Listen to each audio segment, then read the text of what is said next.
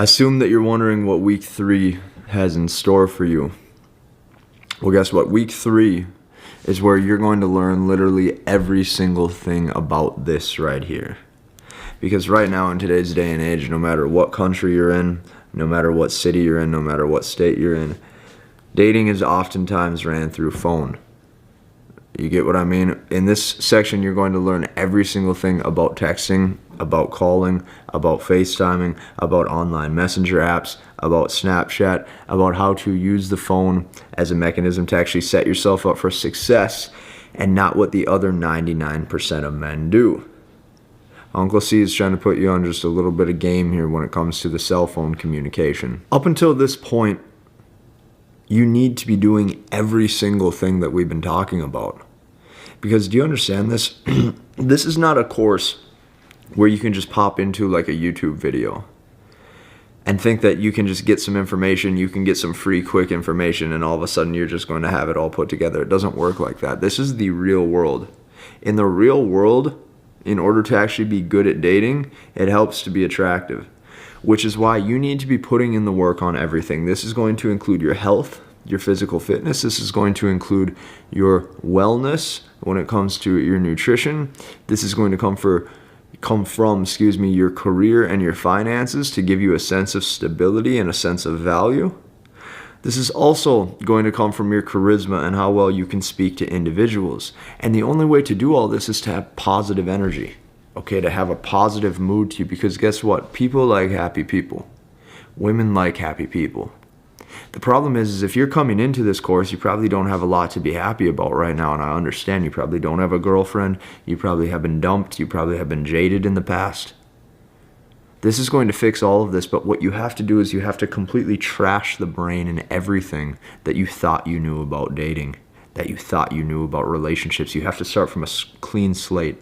You have to start to look at yourself as a new man with a new identity, with a new personality, with a new way of carrying himself that's much more positive and a better all-around human. Week 3 is all about the phone. Let's dive in.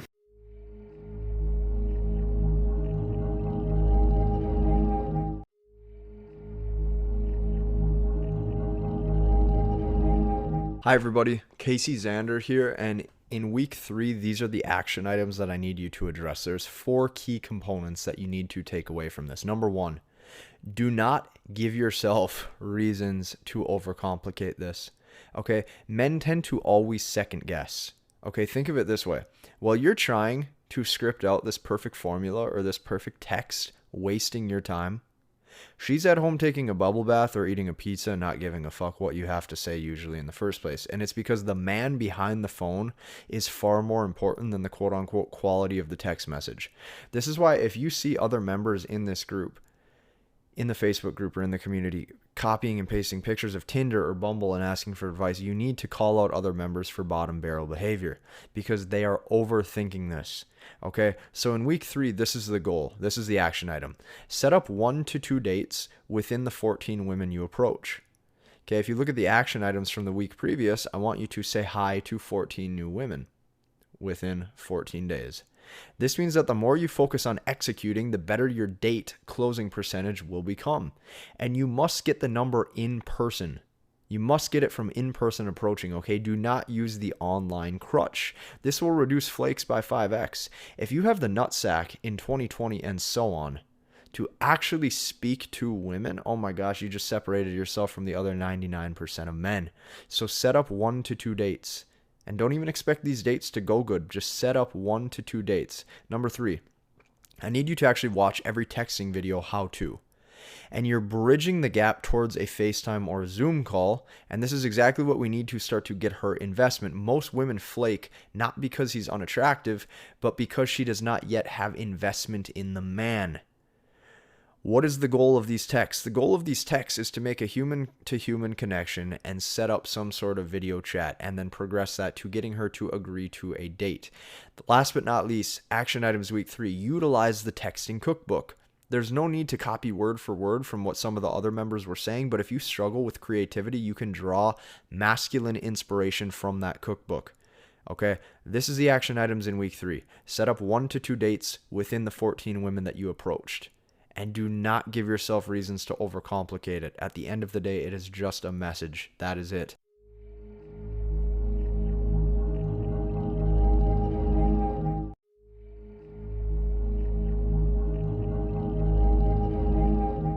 Alright, so this video is titled, Congrats, You Got the Number. Now what? What do you do? How do we actually progress to meeting up? Now, I'm not going to lie, I'm a little bit mad as I'm making this because I just already filmed this for 45 minutes and the audio was off. But bear with me. I'm going to say it twice. I'm going to say it even better this time. What I need you to do is I need you to stop thinking that there are set in stone rules to all of this. Okay, you got to realize every man is going to have their own style of game, their own style of charisma, you know, their own preference as to how they carry themselves and how they view themselves. And guess what? We only make tweaks to the areas that need the improvement. I'm not trying to change you as a man, but what I'm trying to do is I'm trying to look at you like a car. I'm trying to increase our performance parts. That's going to be key. Now, the goal with all of this is to match exactly how we are on the phone as to how we are in real life. The disconnect happens when you are not the type of man that you actually are in real life as you are on the phone. So you see a lot of guys spending so much time on learning cell phone tactics, learning cell phone game, and when it comes time for real life interaction, they shit the bed because they haven't been putting in any of the work on themselves. You are the product in this transaction. You are the salesman and you're the product and you're the entrepreneur. You're selling yourself to the customer. The customer is her. She doesn't want to buy shit. She doesn't want to buy trash. If she's going to invest money or time or energy or into anything, she wants it to be quality. This is why I tell you guys you have to have quality women too. Now here's the thing that I found, guys. Men always will complicate things. And they will go to absolute extremes when it comes to the phone. So there's two types of men. There's the guy over here who's in way too big of a hurry. This is the guy who's overly flirtatious and talks right about sex, asks for a date right away after getting the number, double texts her when there's no reply.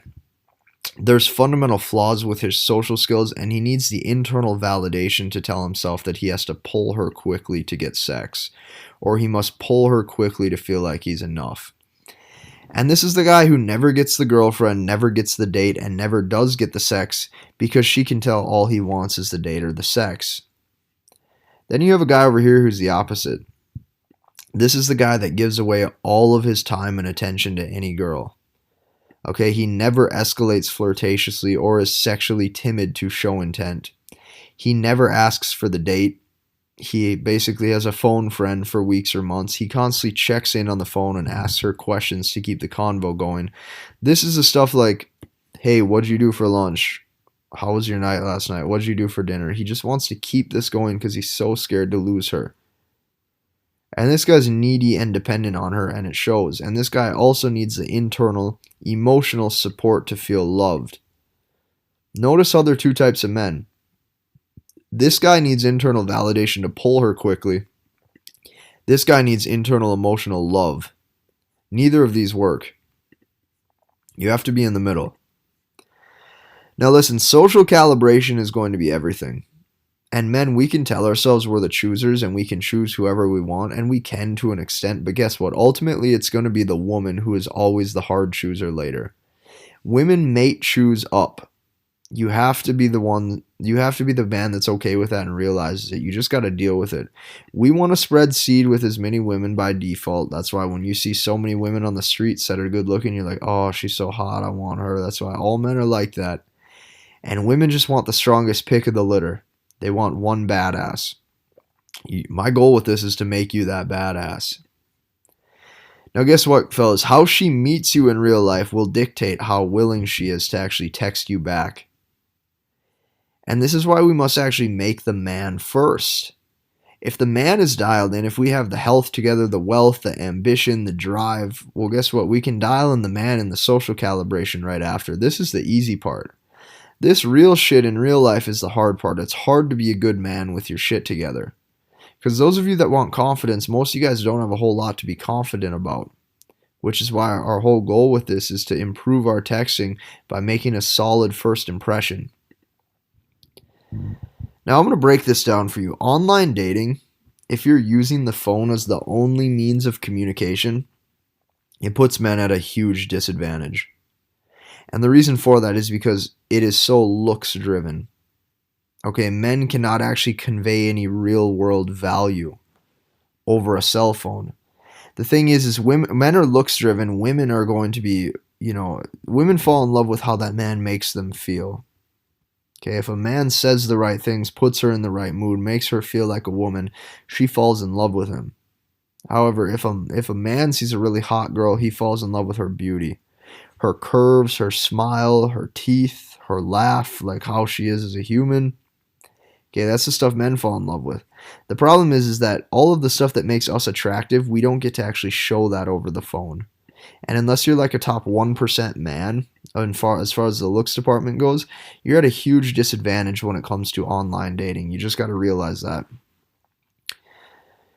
Now, there's 3 steps in texting. There's 3 ways of a text message you can be in. You can be in casual talk, you can be in escalation, or you can be in date setting mode. Now, what casual talk is casual talk just builds rapport. It's needed for just the general conversation, but the goal is to get out of this phase within the first 5 to 10 text messages back and forth. And the reason for this is because this phase actually does nothing to build any attraction. This is just normal talking. Like in the real world, you say, "Hey, what's up? Hey, cutie, how's your day going?" You say stuff like this. This is casual talk. You have to have that to escalate. The problem is that this guy over here just goes into escalation mode right away. He tries to flirt and be sexually entertaining and all of that. But here's the thing. Escalation is needed to draw emotion. It's needed to build flirtation and give her a true taste of what type of man you are from the get-go. And this actually starts building an idea in her mind of what you may be like. Not what you are like, because she doesn't know that yet, but you can actually start to mold her mind as to what you could be like when she meets you, what you could be like in the future. This is huge. Date setting this is just the close. Remember, this is a business deal.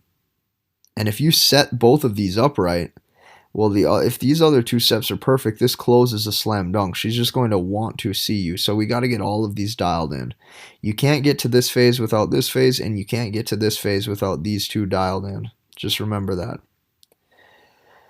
Now, if we move on to the very first section here, the very first section is going to be casual talk. What you got to realize is this is boring, and this needs to be limited. The only use of it is to slowly be able to progress to direct escalation or direct flirtation. And the only goal of casual talk is to really just appear normal, which is hard for most today, which is why I have this in green.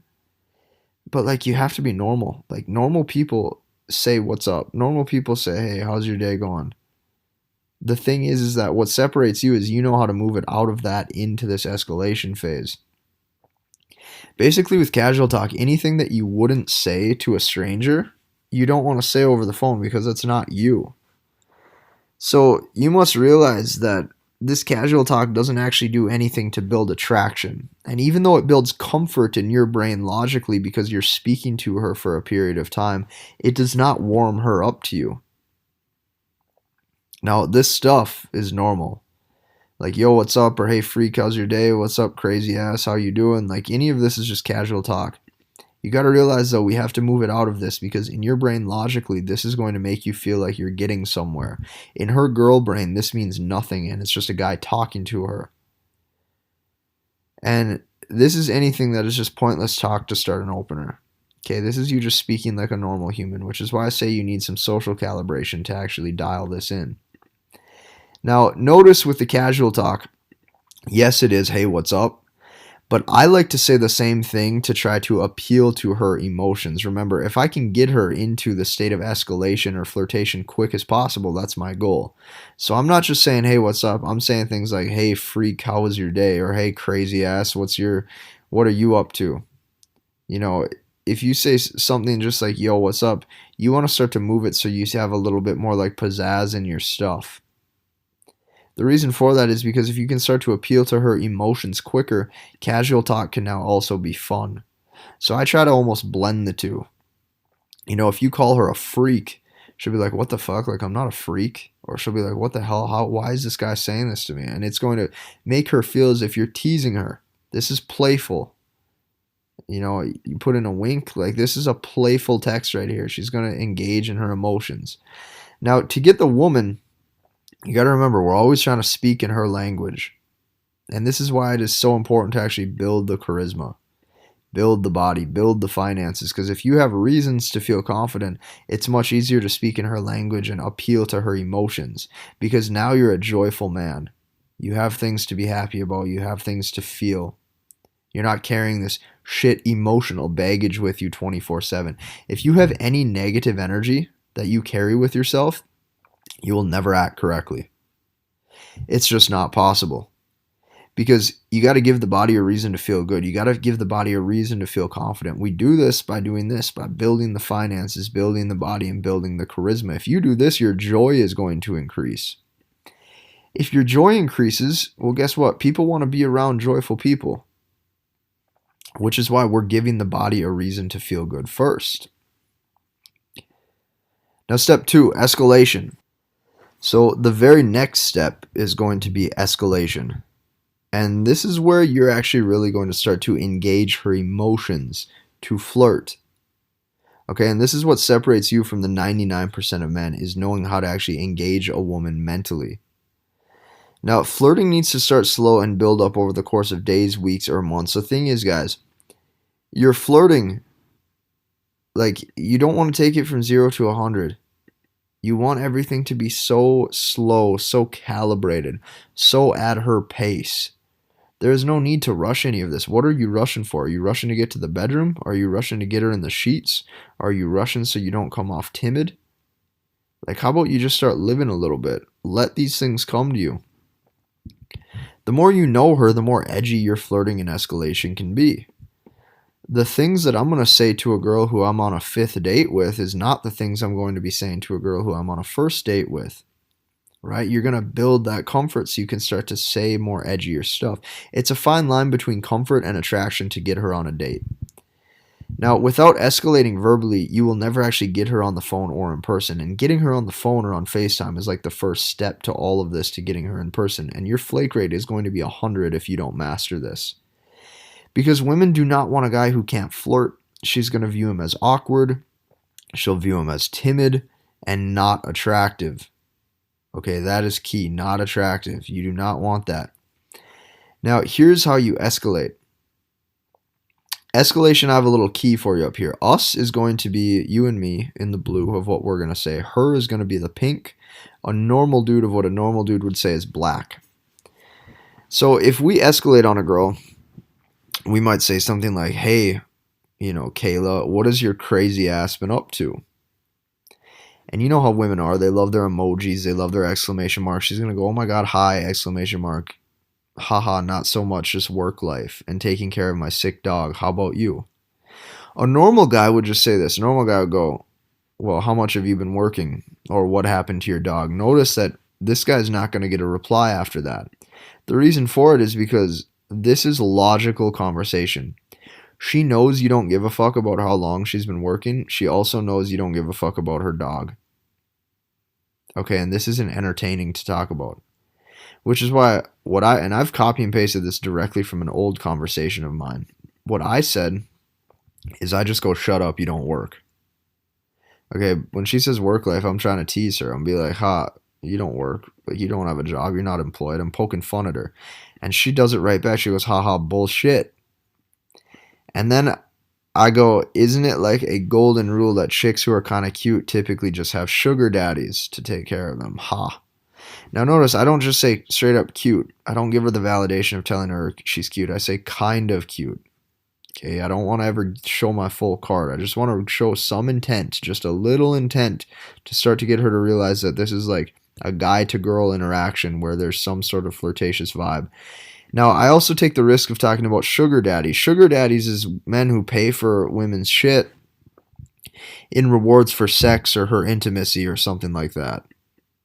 Okay, so I'm making fun of her, implying she has one of these.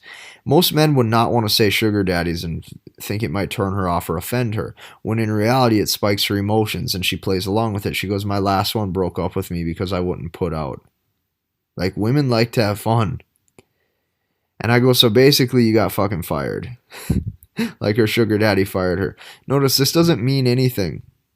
There is no logic in here. But if I was with her in person by like right here after this, I would probably be laughing with her and smiling, and we probably would be making out within the next minute. And from there, who knows where it would go from there. What I'm saying is escalation is non-logical.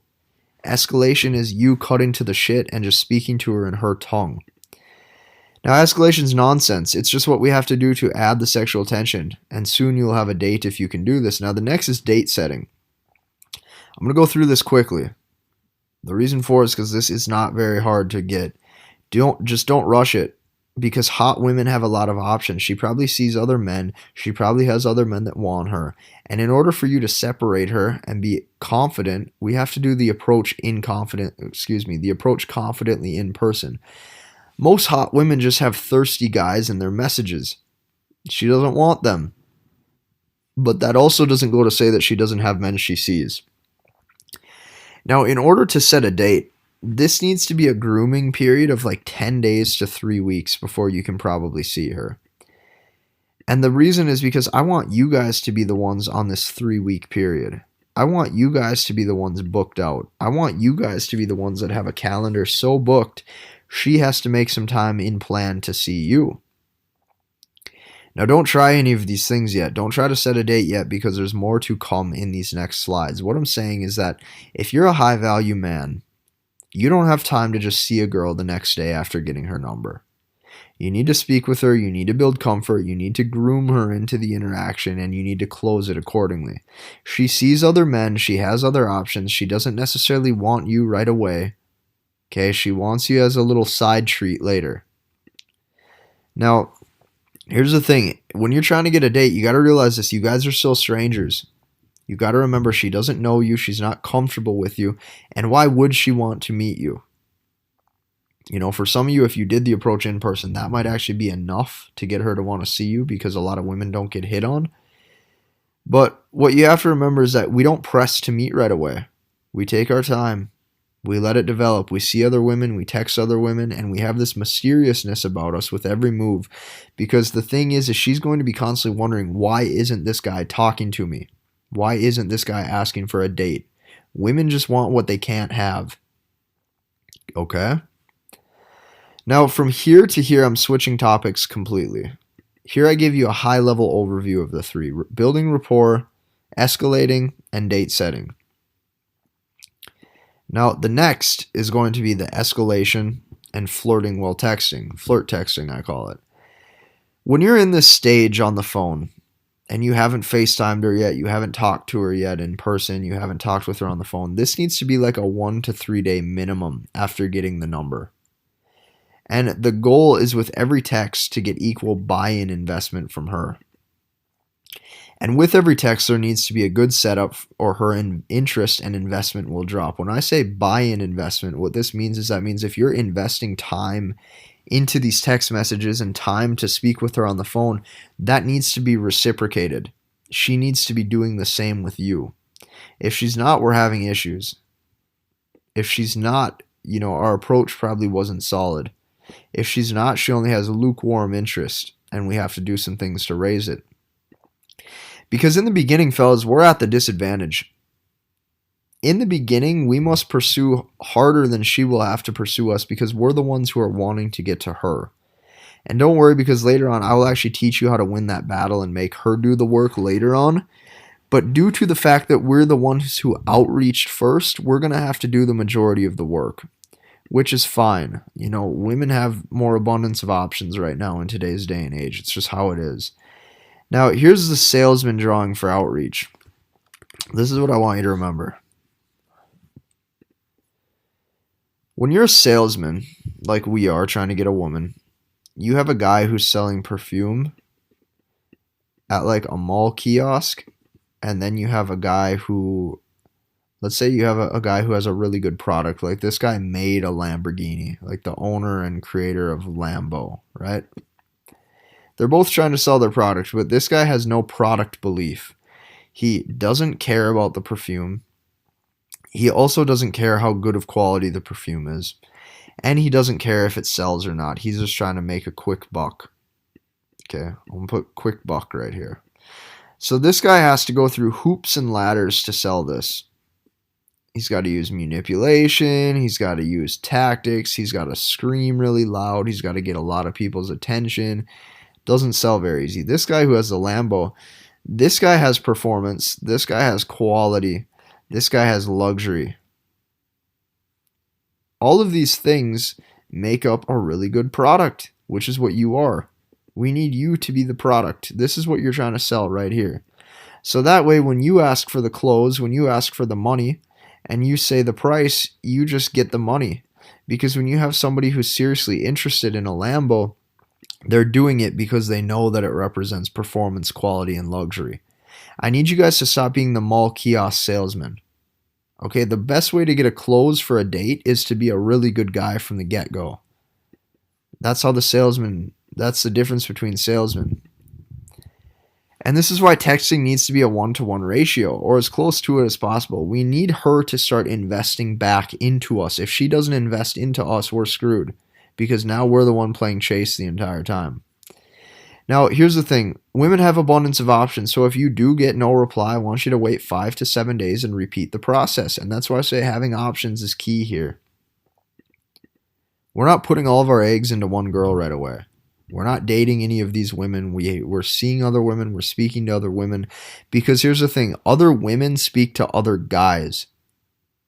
And in order for you to level the playing field, you have to have some options too. Women will always have lots of options. You got to get this through your head. And if she's not your girlfriend, she doesn't have any commitment to you. They're like cats, fellas. If you chase them, they will run. Which means if you do get no reply, it's very normal. Repeat the process. Show you have balls to actually repeat the process and put yourself back out there. Now here's the thing. After the 3 to 7 days, we progress the flirty text to a FaceTime or phone call. This is literally a ninja cheat code. You have to do this. Do not skip this step. If you skip this step, I'm going to be very mad at you. You need to star this step right here. Because women are also socially awkward. Women hide behind the phone too. And if you can actually FaceTime her, this shows you have massive balls. And it also gets the first step of investment rolling, because people like people. If she's investing in a human, not a screen, not a keyboard, she's more apt to see you. And yes, it's going to catch her off guard when she sees a FaceTime notification going through, but guess what? She will probably even not answer because she is socially awkward. And then she's going to text you something like, "Why are you FaceTiming me?" Now notice when she says this, we're still in the flirty teasing method. We send her a text back like, "Well, I wanted to see who was prettier. I wanted to see who was cuter." Okay, something like that. Something to tease her, to spark her emotion. And she will need to probably get ready first, because most women are very insecure. She'll want to put on makeup. She'll want to look good. And she will basically think of it as a mini date. And this is one micro commitment. This is one micro commitment to her actually seeing you in person. And what I want you to do is, if she does this, you tell her to FaceTime you back in XYZ time when she's ready. If you set the time frame, you're leading it. If you're leading it, you're showing masculine traits. Get her to commit one yes at a time. It's just like a sales call. It's just like selling something. The more times you can get somebody to say yes, the more likely they are to actually purchase. Now, here's what you have to remember. You have to understand what your sexual investment is versus her non-sexual investment. And I do this through a little drawing.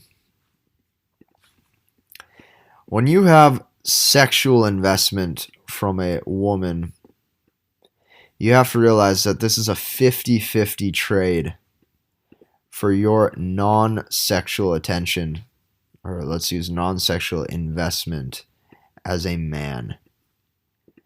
So here's the trade-off. You're wanting to get to her sex, or you're wanting to get to her intimacy, Or if you're trying, let's say you're religious. I know I have a couple guys who are probably religious in this. You're trying to get to her girlfriendness, which is going to include like snuggling and dates and basically every single thing right here that is basically her intimate, her sexual investment, her intimacy. What men have to do is we have to trade this for our non-sexual investment as men. Okay, that's what this stands for. This M is as men. What we have to do is we have to invest time into women. We have to invest dates into women. We have to invest energy into women. Because women want love. Women want a companion. Yes, women just want sex too from some men, but if you ask a woman what they want, they're going to want a man that they can connect with. This is why women like to have so many options on Instagram, is from right here, connection. They want to just feel validated and they want to feel loved, which means that this needs to be a 50-50 trade.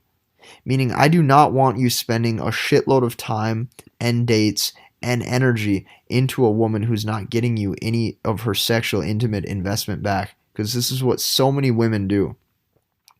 And then the more time a guy spends here, the more in love he gets, and he doesn't receive any of this, and she just gives it to the guy that's the asshole or to the guy that escalated flirtatiously on her.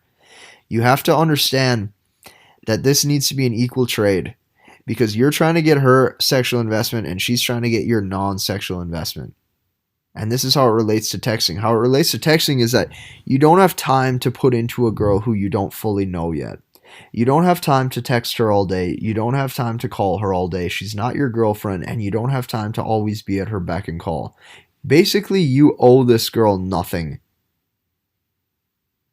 And until you guys build some sort of rapport and connection and history and she starts to give back to you, then you can start to change how that interaction looks. But you got to keep this at 50-50. In the beginning, it's never 50-50. In the beginning, you're going to have to give more non-sexual investment to get some sexual investment. Later on, if you're a high-quality man, you can make it 50-50, or you can even make it so it's like 60-40. I'll show you how to do that later. Because you got to remember, she wants your attention. She doesn't necessarily want you, which is why we keep your investment low. When I say she wants your attention, this means that she has 50 guys in her inbox and she doesn't want any of them. She just wants to turn you into another 51, another guy in that inbox. As soon as you give her that attention and that validation, she's probably gone. Which is why we keep your investment low and we keep her getting to one micro commitment at a time to actually invest into you. This is how you be the guy that she necessarily can't get.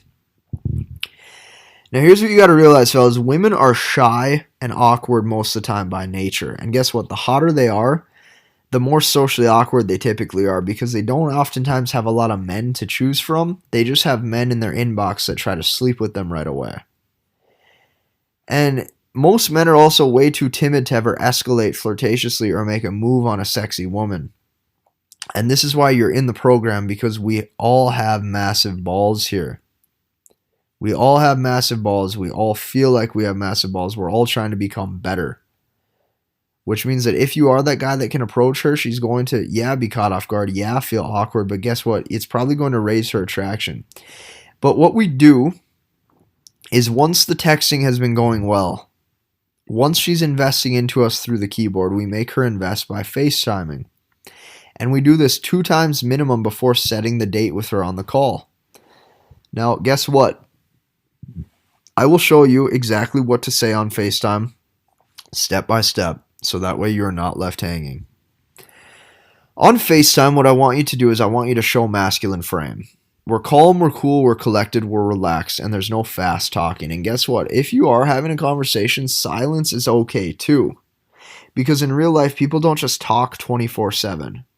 Remember, breaks in conversation is natural. And get her to feel the silence and want a way out of it. Get her to be the one that wants to break the silence. Get her to be the one that wants to speak to you.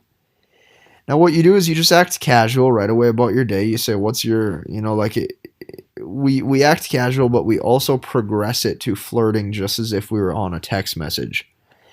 And the example is when she opens up a FaceTime call, I would say something like, oh, there's that blonde devil that I've been waiting for. Or something like that. Something that appeals to her flirtatiousness and her playful mood. because all women are the same, whether they're 16 or 60. Like, women are women. They're going to want to connect with a man. Now, if you get to know her and flirt with the idea of meeting up, what this does is this implies the future. And it's really just one micro commitment at a time. I don't want you to ask for a date right away. I want you to flirt with the idea of meeting up. Because if you flirt with the idea of meeting up and you say something like, hey, you seem like the type of chick I might be interested in, maybe we should grab a meal sometime. What that says is hey, in the future, potentially. And she'll probably say, yeah, I'd love that. That's one micro commitment. No, you didn't just say, hey, want to go to Famous Dave's next Tuesday? Like, that's too forward. You have to get these women to commit slowly, one micro commitment at a time. And pretty soon you're the dude that she flirts with on FaceTime, and soon you're just with her. You're using the phone as a strategic tool now. Now, here's why we flirt with the idea of meeting up. It's less pressure than just asking for the direct date. It's one micro commitment at a time, and high-value men need time to schedule. Remember, you're probably booked 2-3 weeks out. And she feels as if you're building a narrative and a connection. She feels like she can trust you. Like, you're this fun, attractive, flirty guy that speaks with her, connects with her. She's going to be attractive. She's going to want you. This reduces flake rate by 95% because you've already built enough comfort through the phone for her to want to actually get to know you. And women are emotional, so you really just have to start playing this correctly. Okay, you don't want to ask for these dates right away. You want to set it up so in the future it goes so smoothly. Because guess what? This is why women flake on men who only text them. There is no investment. The word investment is the most important thing possible that you can know. And I'll explain this in a future slide at the end of this week. But guess what? If you're scared and you're timid on the phone, it's probably an exact replication of what she assumes you will be like in real life. Okay, so you do not want to be scared. Okay, don't be scared to admit to yourself that you have a penis. Like, most men are so scared to flirt with a woman because they're so scared of showing any sort of sexual intent. It's like, be okay with the fact that you have balls between your legs. Men like women, women like men, and this is normal. The majority of people are straight. If you're a straight man in this course, it's okay that you have a penis. I promise, I meant. Tongue twisted. But you got to get them to invest. If you're putting in everything, you got to get them to invest back into you. And this is key.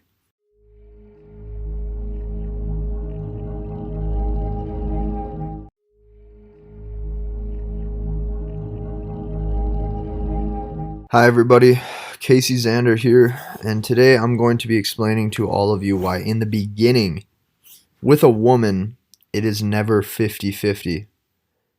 This is going to include text messaging her, this is going to include FaceTiming her, this is going to include anything that is you directly outreaching to get her. It's never 50-50, and it's just like a salesman and a prospect.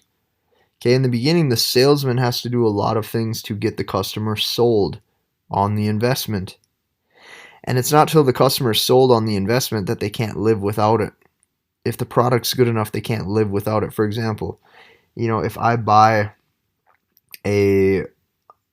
let's say I buy a business course to teach me how to grow my business better. At first, it's like a big investment. It sucks to make. But later on, once I realize all the value it provides me, all of a sudden I can't live without it. You got to be that drug for her. But in the beginning, it's never 50-50. Here's why. Men are the approachers first by default. Okay, you know this. Guys hit on girls. Guys want women. And that has been the saying for years. That is how we're hardwired. Men are the approachers. Women get approached. So since men are the approachers, we're the ones who have to take the initial interaction to the height that we need it to. And women are the choosers in the relationship. It's the natures of the beast. Men are the approachers, women are the choosers. That's just how it is going to be. And guess what? Women are going to have 20 options on Tinder, and 20 different options on Bumble, and 20 different options on text. So here's the thing. Their egos are huge in today's society. You're going to see this. Women all think that they're the 10 and are entitled to a man who's a 10. It's the nature of the beast. I didn't hardwire them like this. I didn't choose this. This is just how it is. And men give all of their attention. One second, let me alter this real quick. Men give all of their attention and validation away over the phone and over social media, so women don't have a reason to date anymore. Like I've told you, they want the validation. They don't want the man. She doesn't want you. There's nothing special about you. There's nothing special about me. There's nothing special about us. She just wants the validation. Now, if you look at the older generation of men versus the newer, if you look at the old men, what happened was they had a lot of grit to them. Okay, they were very strong. I'll abbreviate. You guys know me with my chicken scratch. They were very strong. Okay, not only that, they were very brash. And not only that, old men grew up in a time where you had to be aggressive to win. You had to be aggressive by nature. And if you're aggressive by nature, oftentimes you got what you wanted. You got the woman, you got the money, you got the safety is most important. People didn't mess with you in the old days. The thing is that nowadays we live in a sugar-coated world. New men. Now we have the new men today are soft buttercups. New men just want love. New men want companionship. New men aren't work-focused. Instead, they are relationship-focused, which means that men have gotten S-O-F-T. I'm not going to spell that. You guys get what I'm saying. Which means that you got to bring this back to traditional roots of masculinity. Be the guy that goes and takes and gets what he wants. Be the guy that will approach her. Be the guy that knows how to flirt. Be the guy that knows how to escalate. And you got to realize you don't need to be the guy at her every beck and call. Her ego's big enough. She already has 30 options on her cell phone. And women just want to feel wanted. That's what you have to remember. She just wants to feel wanted. Now, the older generation of men, what happened was that they were actually respected because women were forced to respect them. The reason why they were forced to respect them is because these older men provided a lot of value. They provided safety and security to the family. They provided strong strength-building habits. They provided all of this good stuff that women were hardwired to mate with sexually, and now today we don't have any of them. Which means we have to bring roots back to traditional men. Now, men are the approachers first by default. It's you trying to get her. You are the salesman. What you got to ask yourself is your product good enough to sell? I mentioned this with the Lamborghini versus the mall kiosk clerk selling perfume. And you got to remember this. If game is the only thing that separates you from the other men, you're sincerely fucked. You are sincerely fucked. If all you have going for you is game, you're screwed. Because you don't have any of these masculine habits that you need from the older generation to carry yourself with an assertive demeanor that actually shows that you have shit going for you. Okay, it's time to start altering how you think. It's time to start altering how you carry yourself. It's time to start being a strong man. The word man has to mean something today. Now, in the beginning, she will always have the power by default. You got to realize this. She doesn't want you because she has thirsty boys on her phone. She has thirsty men on her phone. And men pedestalize women constantly. They constantly put her on the pedestal. They constantly put her before their friends. They put her before the work. They put her before any of their own, individual goals and needs. And what happens is that we will get the power over time in the relationship, but we only get the power if we play our cards right. Which is exactly what I'm going to show you how to do. You see, men have a lot of value to give. There's things men have that women do not have. There's also things women have that men don't have. But the thing is that they're like yin and yang. Women need men again. The reason why women are so promiscuous is because they have no good men in their lives. That's why they're constantly hopping from guy to guy. Now, here's the thing. She will always be validated by all of the guys who like her pictures, direct message her hard eyes, blow her little kiss emojis, and pay for all of her shit. You do not want to be this guy. You will lose all respect in her eyes and never hold masculine frame. She will never actually see you as a strong guy if this is what you're doing right here. Okay, this is for little fruitcakes. You're not a little fruitcake. You're a man. Men don't need to sit on their phones all day and do this shit. This is why you don't get any. I almost swore and said vagina, but like that's the thing. I'm such a brash guy. Like I don't know how. There's probably a lot of people in this course. Some are religious, some are not. It's all the same shit. Like you got to do the same thing either way to keep attraction. And yeah, like I want a woman to be sexually attracted to me. That's why I'm not going to do all these things. So you don't want to be this guy. She's going to lose respect for you. This is all she really needs to feel wanted is validation. As long as you're the guy blowing her the kisses, she doesn't need to sleep with you. She doesn't need to pursue you. She doesn't even need to go on a date with you. She already has you. She doesn't care about sex. Stop thinking women care about sex. Sex to a woman means nothing. It does not mean a fucking thing. They will have sex with multiple men, and they're not attached to any of them because they're independent from the outcome of what that did to them. It didn't do anything to them. And that's why a lot of these women are soulless and so cold, is because they don't have a man that's ever worth investing in. Because men today are more lost than ever. And guess what? The more men that give her this validation of constantly on the cell phone, constantly liking her pictures, all of that, the more men that give her that, the higher her sense of worth is. Now, empowered women equals they're encouraged to be promiscuous. This is what our culture is telling them to do. I don't think it's the right way for them to live. I don't think it's the right way for men to live. But it's the nature of the beast. You can keep bitching about it, or you can just adapt. Okay, if you adapt, you're going to overcome it. And you're going to overcome it by being a man. There is no woman that can trump masculine energy. I'm sorry, but you can't. There's no way a 105-pound female can trump masculine energy when I weigh $170 and I'm strong and I'm more of a beast. I'm a man. She can't one-up me. She can't make me feel insecure. She can't overpower me. She's a woman. I'm not trying to talk down on them. I'm not trying to degrade women. What I'm saying is that you need to start to understand the power of having a penis, because there's a lot of it. There's a lot of power you got if you just fucking realize it, man. Here's what most men do not understand. There must be desire. Like, there must be desire in an interaction, period. Desire can't be negotiated. Desire is instinctual.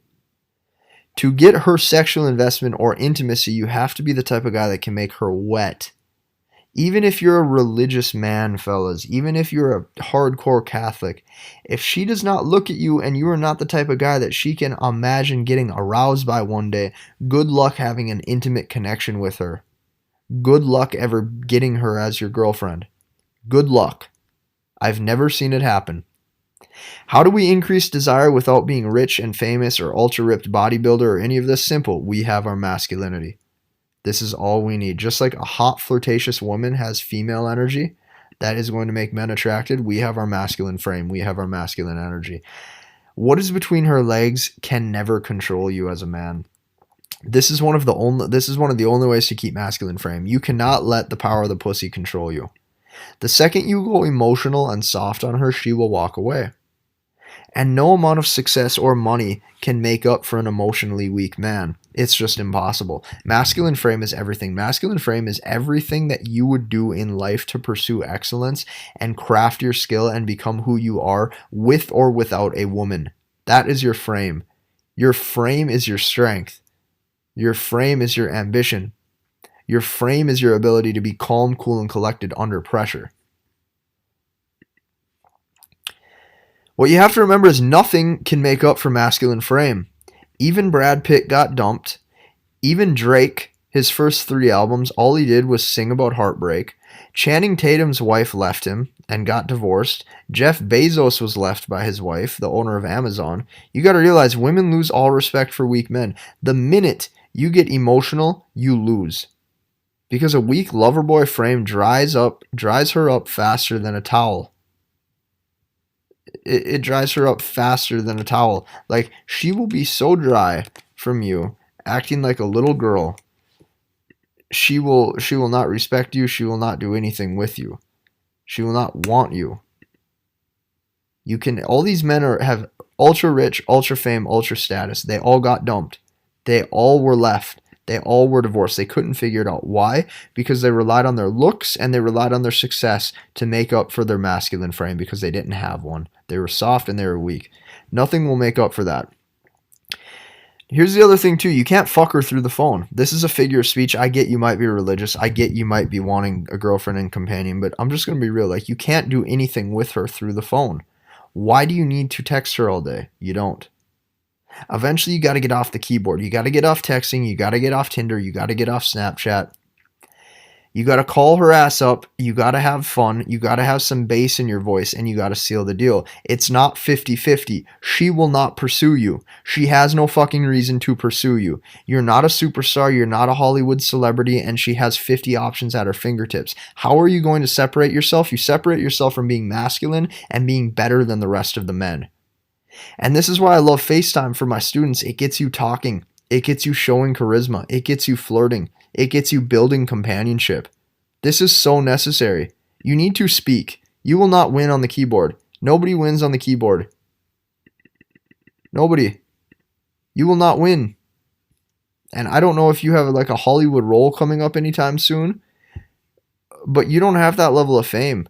And even if you make $1 million next year, even if you make $5 million next year, nobody's going to know about you. You don't have that fame to you. You don't have that status.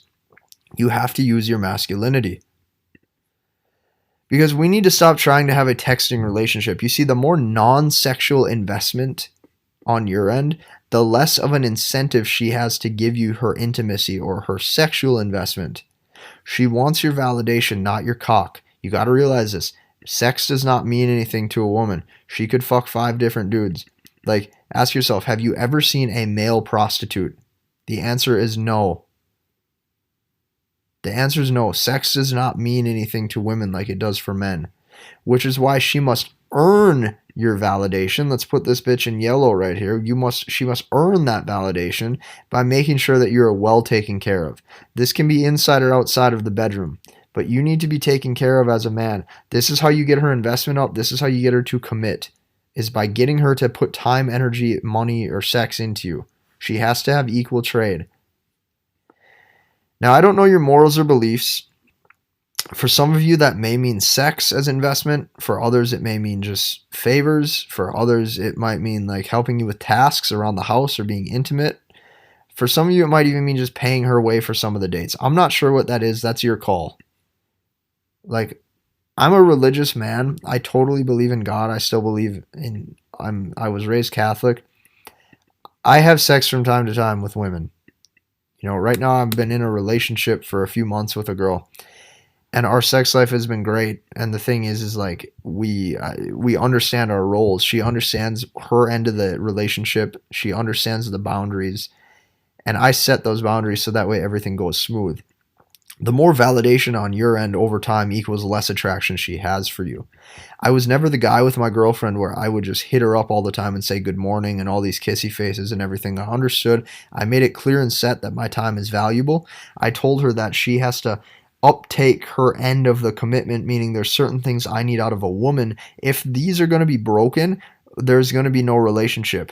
I set that attraction boundary right away for this is what I need as a man. She has to respect you first. Now, fellas, you need to start valuing your time.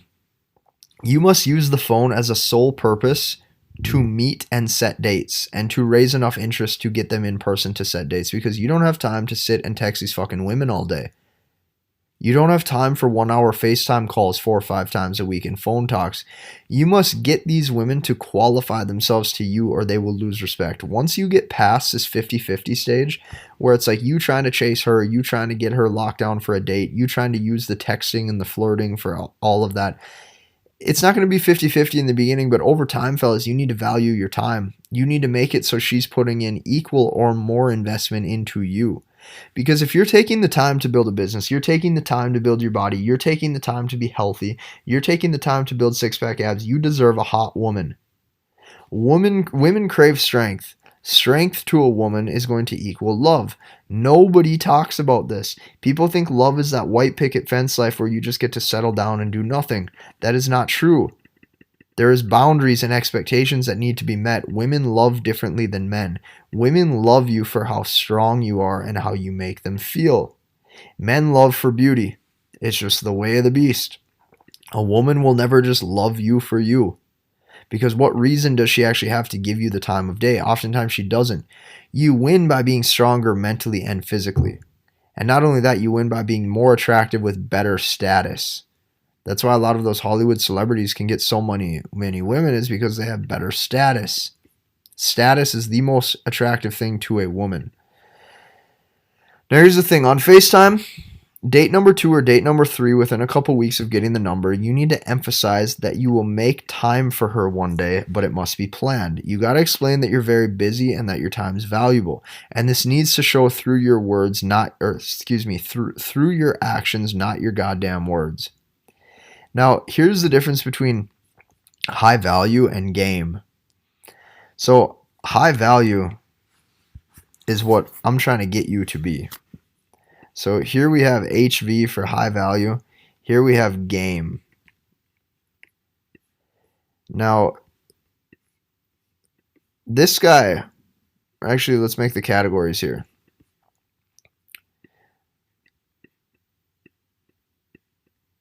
These guys both only see a girl. So we have a girl here with 2 types of men. Both of them can only see her 2 times a week. Both of them only are able to send 5 texts per day because they both say they're busy. Both of them only have time to really, do things outside of work, like maybe a vacation or something to take them on maybe 1 to 2 times a month. And this can be a quick weekend getaway. This can be anything like that, right? But here's the difference. This guy who's high value, who only has time to see her 2 times a week, is working on his work, his purpose, and his ambition. And not only that, he has other options. Does that make sense? This guy who's playing games is playing video games and smoking weed, but then he only tells her that he has 2 times a week to see her because he's busy. But this guy works at the 7-Eleven. She knows he's not fucking busy. She knows he's full of shit. He's going to get dumped eventually. Okay, this guy over here, what you have to remember is that the reason why he's only able to do these things limited times a week, why he's only able to do 5 texts per day, is because he's very work focused. He's working on himself. He's working on his body. This guy is used to playing games with women psychologically. And since he plays games psychologically, what you got to remember is that he will never win, because it comes down to if you're full of shit or not. The difference between high value and between games that you play is if she knows if you're full of shit. I'm trying to make all of you guys high value. And that's why what I'm saying is when you tell a woman your time is valuable, she will never believe you until it shows through your actions. That is the absolute truth. Now you got to set these masculine boundaries early in the relationship. You got to explain to her that if you've seen her for a couple times in a row, the reason to get it out of this 50-50 state is you need to tell her that you're a man of value, your time is valuable, time is everything to you, and she must respect that or you will go elsewhere.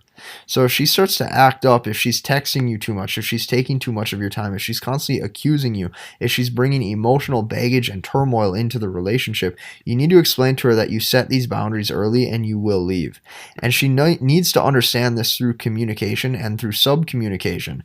The actions will always speak louder than words, which is why sub-communication and nuances into how your mood is going to actually dictate how she really believes you. Communication is nothing without belief and action to show it. Now, you got to tell her eventually, during the call on FaceTime, that you want to meet her, or during the phone call that you want to meet her. And remember to do this emotionally so it is in her language and not logically. Say something like, since you seem like a C+ on the fun scale, which is a passing grade, we may want to link up. It might be kind of fun. Right? Like, I don't know what your game is. I don't know what your style is, but you just called her a C+. So it's saying that just because since she has like a barely passing grade, you maybe will give her an opportunity, or you could say something like that. Just start to poke fun and tease, flirt with these women, and see how it is a flirty teasing, but yet the message and the communication still says, hey, we should meet.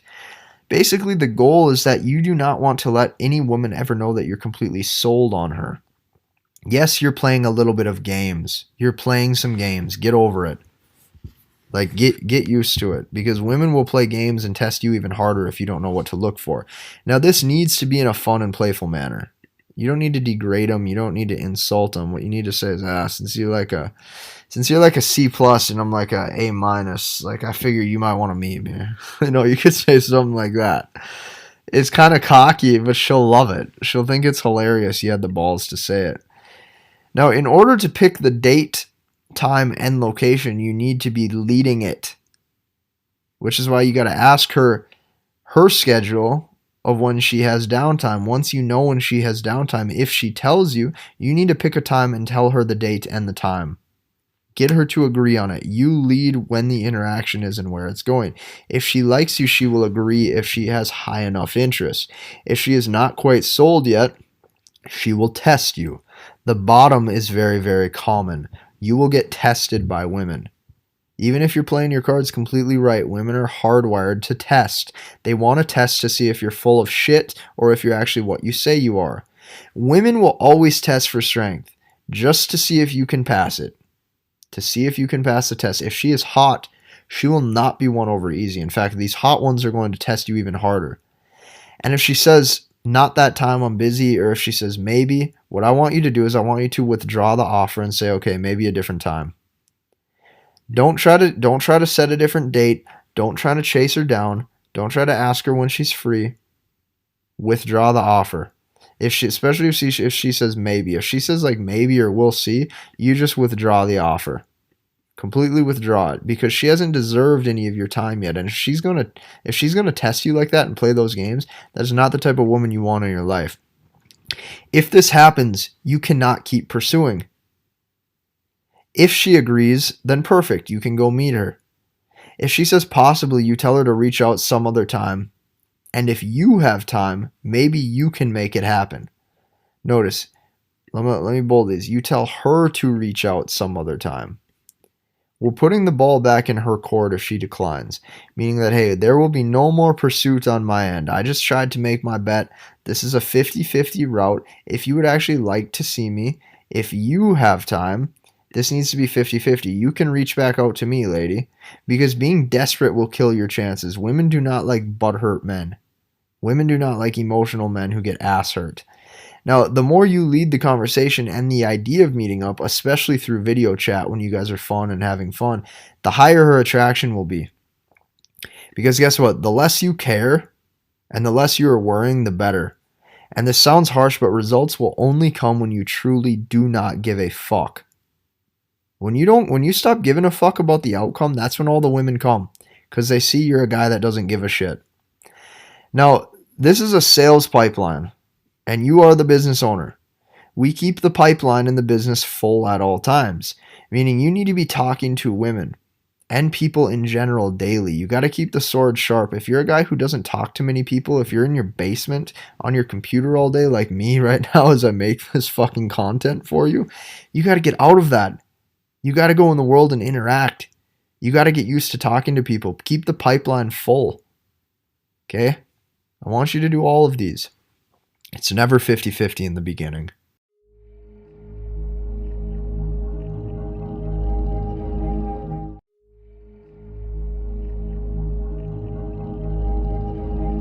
How to ask for the date. Step by step. This is when you are on the phone. Or when you are on FaceTime, or when you have this girl in a good heightened emotional state where it seems natural. You have to understand that you never, ever, ever, ever, ever, ever, ever want to ask for the date if you are not 100% sure you will get it. That is a recipe for disaster. Now, step 1. Let me condense this here. Step 1, okay, never reveal interest level. You can never let a woman fully know where she stands with you. Granted, there is going to be some level of perceived interest because you wouldn't be talking to her or asking her out in the first place, but you have to remember you can never fully let her know you are sold on her. That is a recipe for disaster. It is a recipe for her to run. And you got to remember, you are high value. So you need more than just a pretty face to be excited. Now, don't get me wrong, if Kim Kardashian was in front of me too, like I'd be very, very excited because we got this hot ass woman right in front of me, right? But you got to realize you have to tell yourself that you need more than that because it's going to help keep you at this cocky kind of dominant frame. You have to tell yourself you need more than just her sexual intimacy to keep you satisfied because women will oftentimes just rely on their looks. When women just rely on their looks, a lot of times they totally just shut down. And they will shut men down left and right because they think that their shit doesn't sting. Now, most men say, would love to meet you. When are you free? Or they would tell the girl, I'm free anytime next week. This is wrong. Women are like cats. If you chase them, they will never come. If you tell her you're free anytime next week, you look like a loser. If you tell her, I would love to meet you, when are you free? You're just this nice guy that wants to get a date. You have to frame this in a way where you're not giving her so much validation. If you reveal interest, she won and already has the validation. Therefore, there is no reason for her to go out with you. Because you got to remember, women want the guy that does not want them back. Every time that a girl has ever chased me, it has always been when I didn't want her. When I didn't want her, she's chased. Anytime I've wanted a girl and she could tell, there started to be some hesitation and some pullback. Men must show that their way is high interest. How did I frame this at the bottom? Men must show way too high interest. She can see.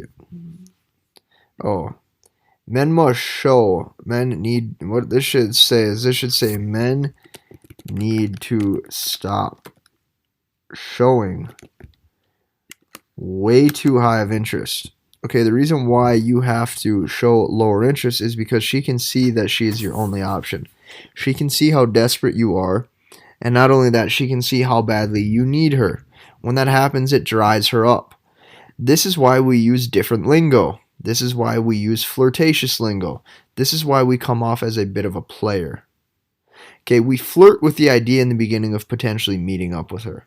We say things like, if we have time. If I got time sometime the next week, maybe we could get a drink. We position ourselves as the prize.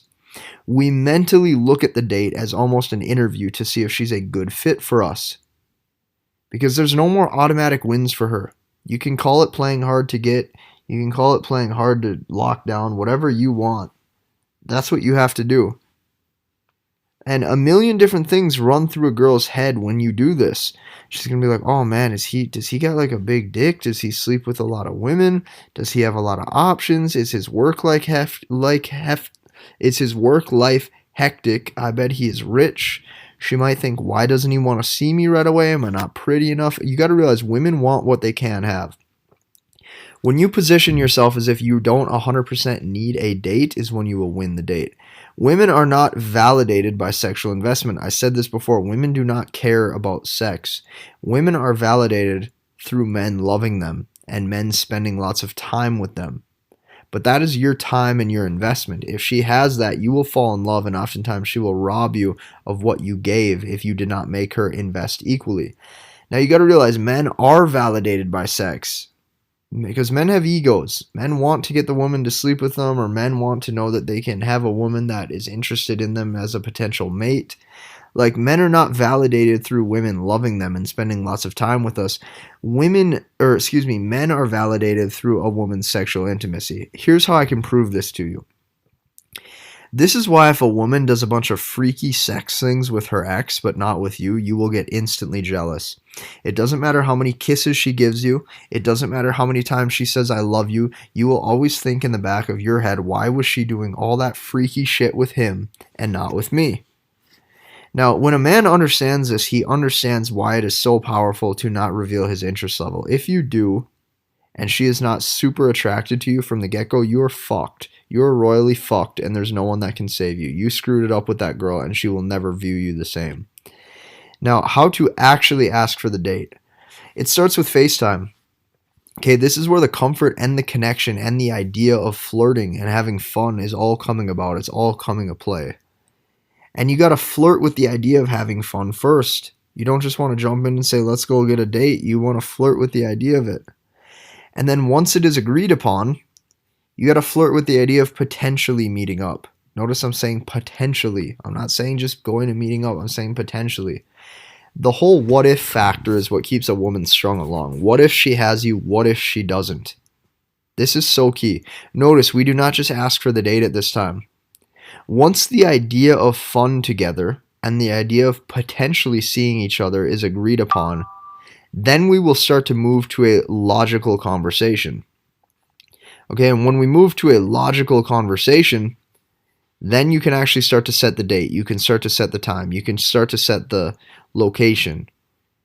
And this is the event. This is the whole venue. This is the big magic moment that you've been putting together.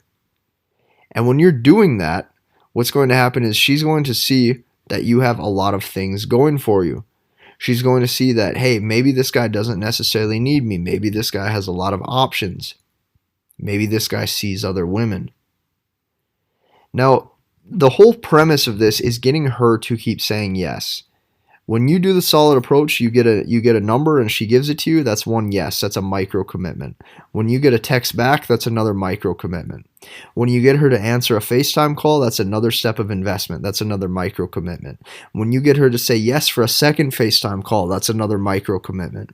When you get her to say yes to potentially have the idea of having fun together, that's another micro commitment. So that way, she's so used to saying yes to you. By the time you ask for the date, it's like, duh. Of course we're going to have the date. Look how much fun we've been having together. For those of you that are in sales, this will make perfect sense. The more yeses we can get, the more likely a prospect is to move forward. This is like a sales call with a woman. Now, what this looks like, this is simple. You just say, you seem like the type of chick that I could maybe have fun doing XYZ with. When you're ready to ask for it, that's what you say. You seem like the type of chick I could maybe have fun doing XYZ with you. Maybe we would have fun grabbing a drink. Maybe we'd have fun grabbing some nachos. You seem like a nacho chick, man. Sometimes you guys can even just ramble and say whatever the fuck you want. Because if you're in that cocky, arrogant state, you can be like, shit, I like flirty girls. You seem like kind of a flirty girl. Maybe we should do cool things. What's your idea of getting drinks and having some nachos with this cute dude? Say that to her once. She'll be like, what the hell? This guy's confidence up the wazoo. And this is where you get to pick on her. Something like, you could even say, like, I got this in parentheses. You could be like, oh, I know you like sassy girls. Or, excuse me, you could say, oh, I know I like sassy girls with a little edge, and it seems like you kind of got one of that little edgy, like, sassy vibes to you. You might be a good fit. Maybe we should show. Okay, you say it just like that. You say it smooth, you say it confident, you say it seductively. You just get her in that mood where it looks like you're the type of guy that is used to saying this type of things. Or you could say it like this. Or since you're kind of cute and dorky, like in your own way, you just got a little dork to you, it might be fun to meet up so I can pick on you. I'll tease you for a little bit. Maybe we should meet up. Okay, don't take this word for word. Tone is still everything. Social calibration is still everything. But the whole premise of this is you coming from a higher value and you getting to pick on her and flirt with her. She will enjoy that emotional spike, that emotional investment. Now, if you do half of this right, you will crush it. And you got to realize most men totally blow it here.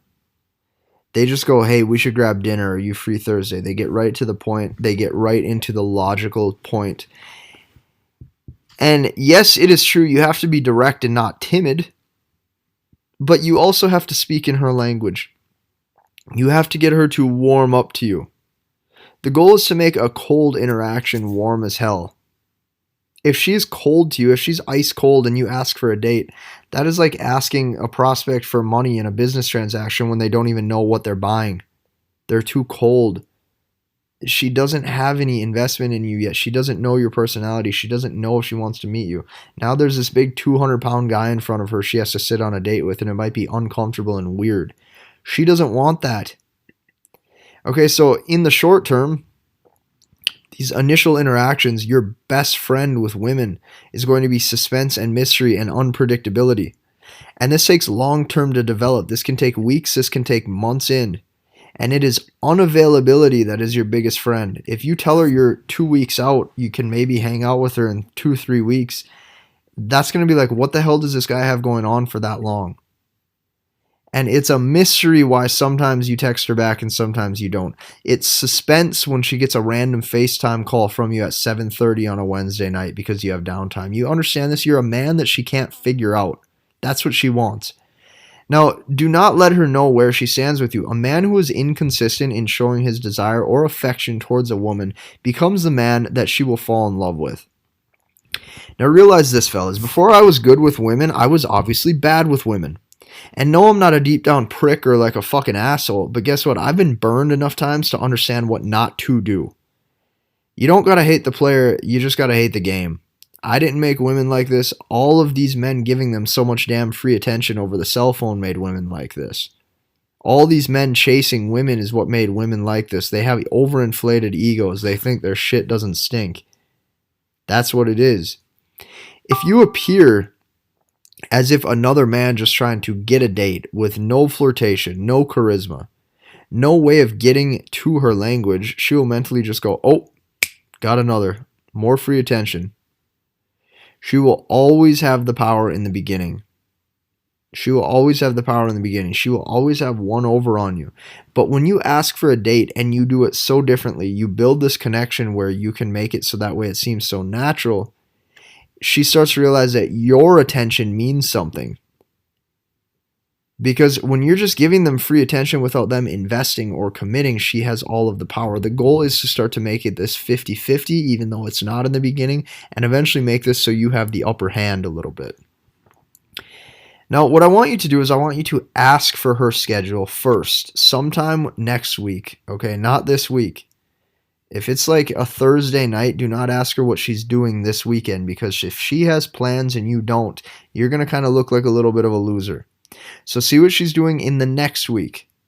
That way you have more power in the interaction when the meetup is about to happen.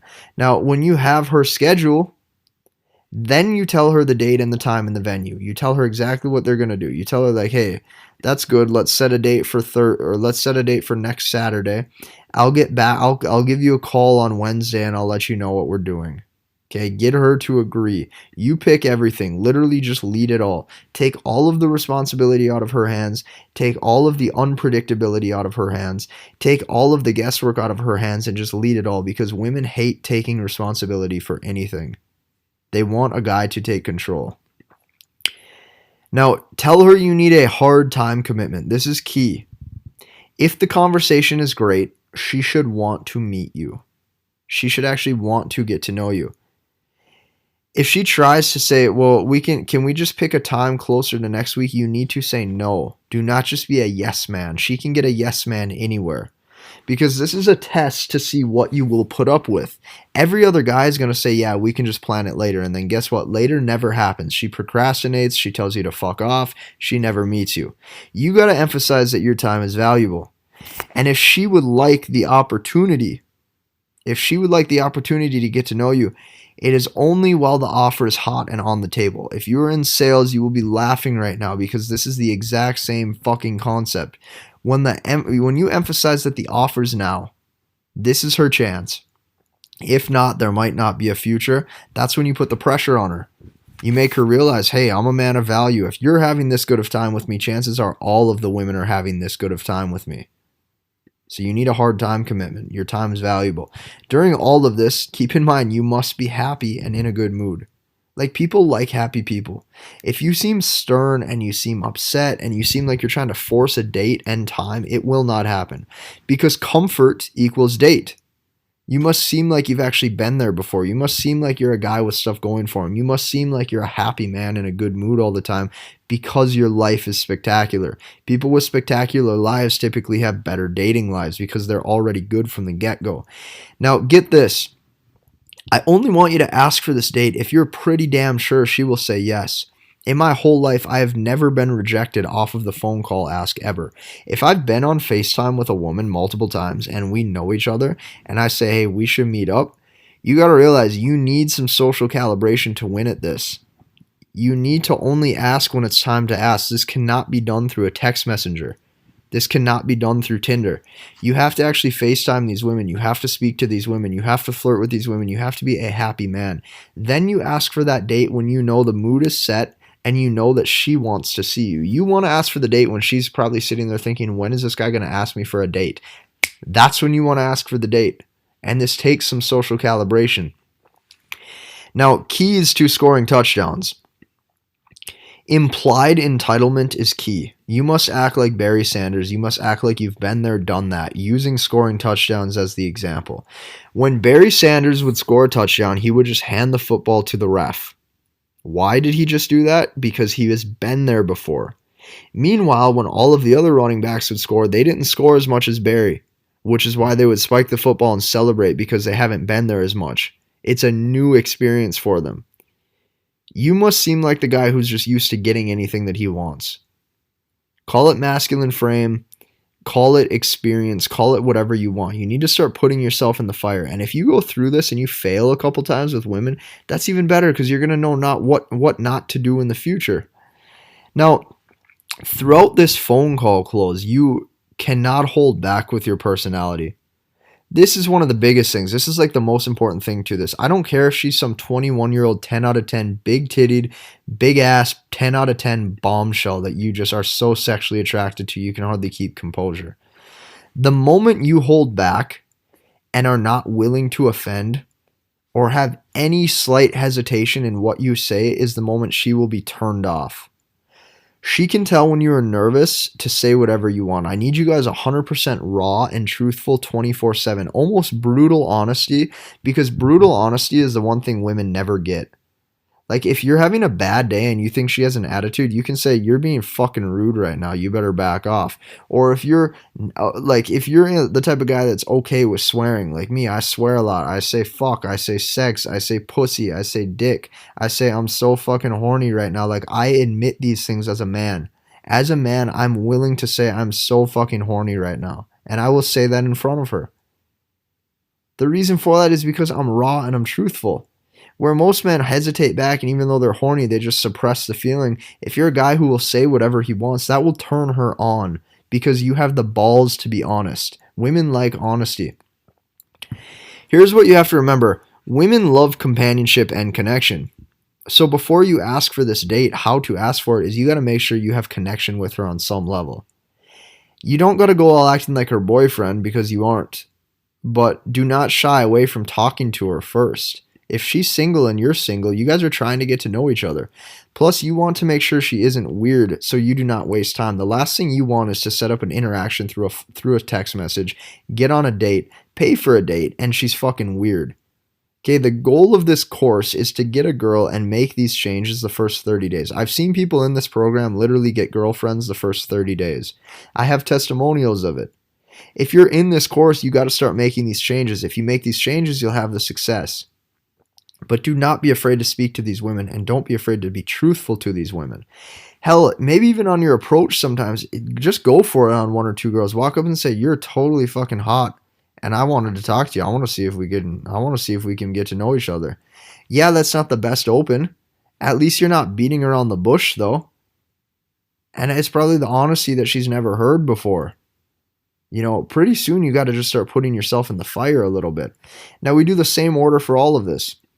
We go from the approach directly to texting after a day or two, directly to FaceTime dates for the next couple weeks, and we do between 1 to 3 FaceTime dates before we try to set a date.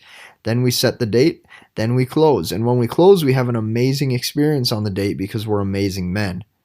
If it is not in this order, your flake rate will go through the roof. This is the tried and true tested way to make sure that you do not get flaked on.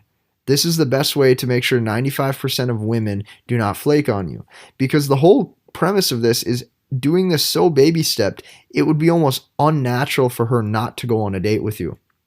It would almost be weird for her to beat around the bush. Because if you're showing that you're available and you're not sexually timid and you're not just put in the friend zone category, by the end of that, she's going to want to fuck you.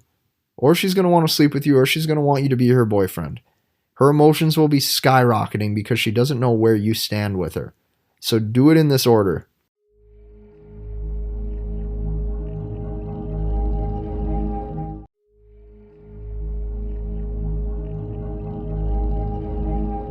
Hi, everybody. This module is titled You Pick It All.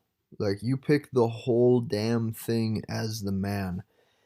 I'm going to try to do this without getting angry, because angry is an emotion and I'm in control of my emotions. However, men need to realize this. You pick the outcome. Okay, no one is in control of this situation but you. Here's what I mean. Men lead, but women follow.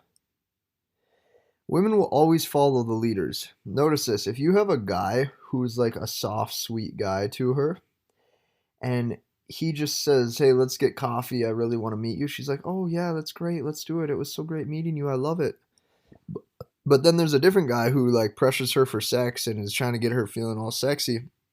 She'll just break all the rules for him and be like, oh, daddy, I'm ready. What I mean by this is women will always just follow that man.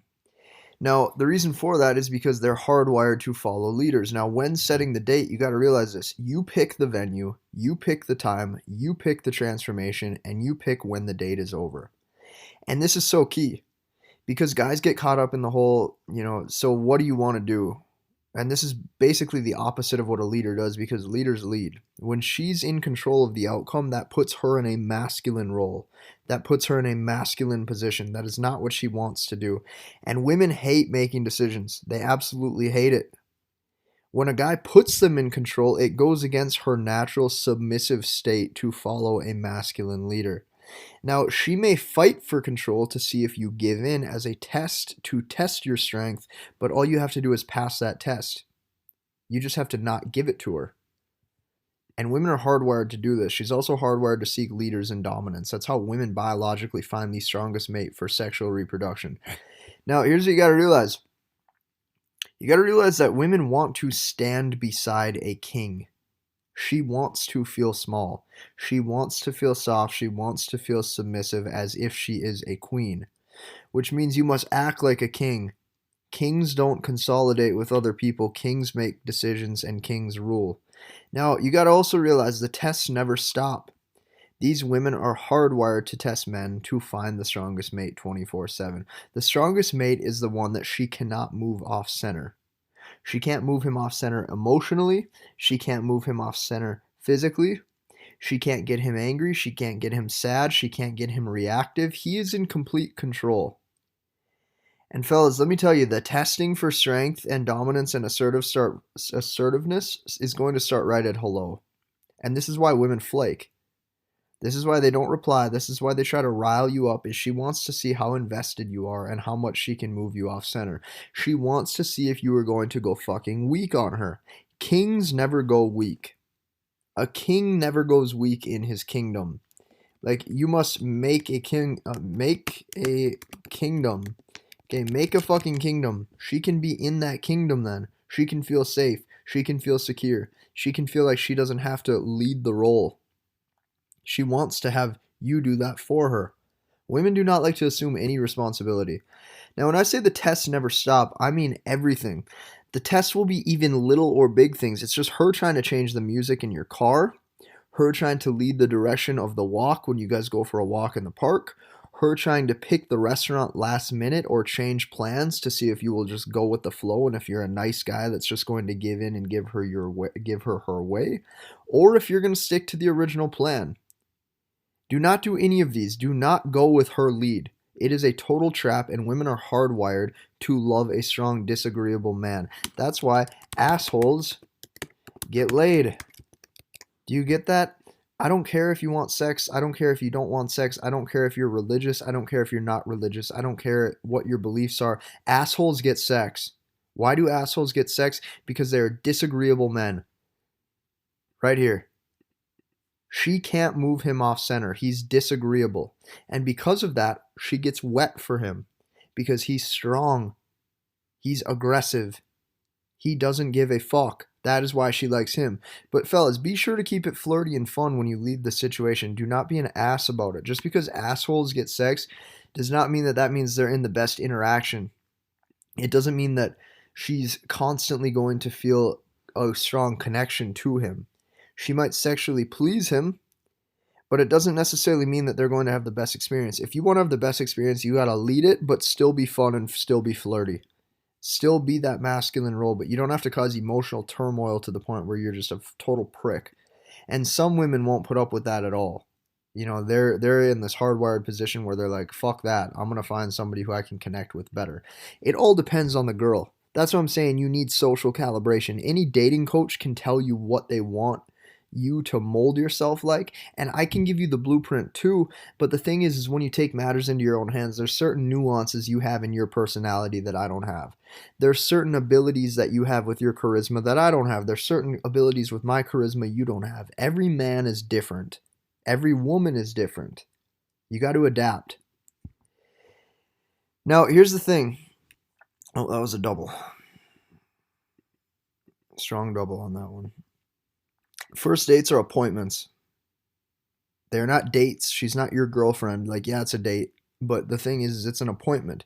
It's a meeting and it's an appointment to see if you guys have chemistry. Stop being so dependent on the outcome of that interaction. That date means nothing. Sit back and be chill. You guys are so worried to entertain her throughout the date when you're getting coffee. It's like, girl, how about you entertain me? Like, I'm the one here that I offered to hang out with you. My time's just as valuable. Like, I have that notion in my head. I'm sitting there thinking, girl, well, like, what are you going to do for me right now, this next half hour to entertain me? You might think I'm a dick, but this is what works.